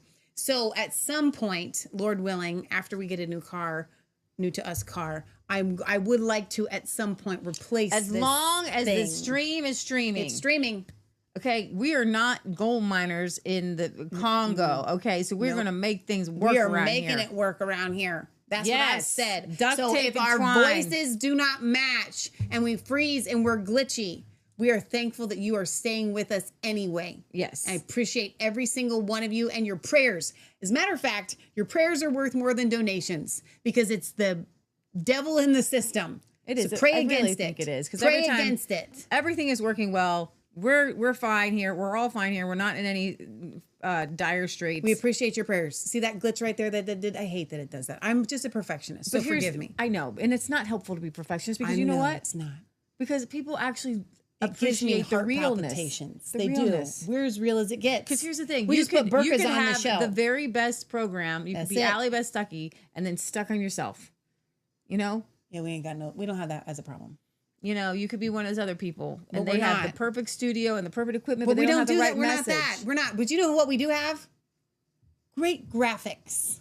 We have great graphics. You agree? I love. You love didn't. The We didn't even clouds. get to watch my intro I missed today. the I intro. really wanted her to After- see my intro today. She's gonna have Why to. don't stick you around play and the watch. intro on the No, exit? 'Cause not most doing people it. don't get to see it. Not doing it. We're playing the outro at the outro and the intro at the intro because that's how we do things. Men are men and women are women, and the outro goes at the end and the intro goes at the beginning. And if you All want to right. watch it, you gotta rewind it. Well, God, I just thank you for everybody watching. I ask you that you speak to them. I thank you for rescuing the miners in Amen. Canada. I ask you that you continue to take care of the Christians in the Democratic Republic of the Congo.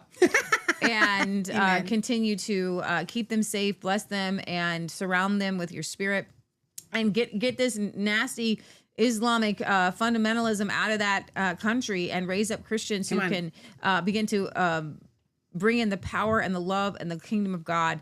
And I just pray, Father God, that everybody who's listening would be filled with your spirit. Their lives would be changed. They would be dramatically just completely transformed by who you are, that your word would become real to them, that you protect them, that your angels go forth, that you would lead them in every step of the way. I pray for this nation. I pray, Father God, for the truth to be revealed. I pray, Father God, for everybody who's listening in their nation, their country, that you would raise up righteous Christian leaders, that you would, your kingdom would come, your will be done on earth as is in heaven. In Jesus' name we pray. Amen. Amen. Because you got to end the show with prayer if you just put burkas on. And we curse all that And we nasty do. stuff that Yes. killed all that. I still, somebody needs to Blah. confess who sent it. Gotta be. You girls have great Dale. graphics and great humor as well as a great show. Thank you, Barry. And a lot of our show comes from the emails and the messages that you sent. Chris says you guys have character and integrity that shines the light of Jesus. Well, Oh, my thanks. goodness. Now it's too That's late. it We're now. getting carried Okay, away. stop. Too Your much. check's in the mail. Okay. We love you. God loves you. God bless. Remember, it's not just a conspiracy theory if it's actually the truth. Ballistic Mystic Mommy says you Macron. look like a parking meter or something. Good for expiration, not inspiration. Call 911. She's a she, but she's also into pedastry. Okay. That's what you just made up? Mm-hmm. Okay. We can Not go a with that. conspiracy if she's a she, but she's also into pedastry. Yeah, okay. Gross, Mommy Macron. That's what we call her. We Baby call her Macron. Mommy. Yeah, baby and Macron. Mommy Macron. Yeah, exactly. All right. We love you guys. Hope you have a wonderful rest of your Sunday and enjoy your week and go with God.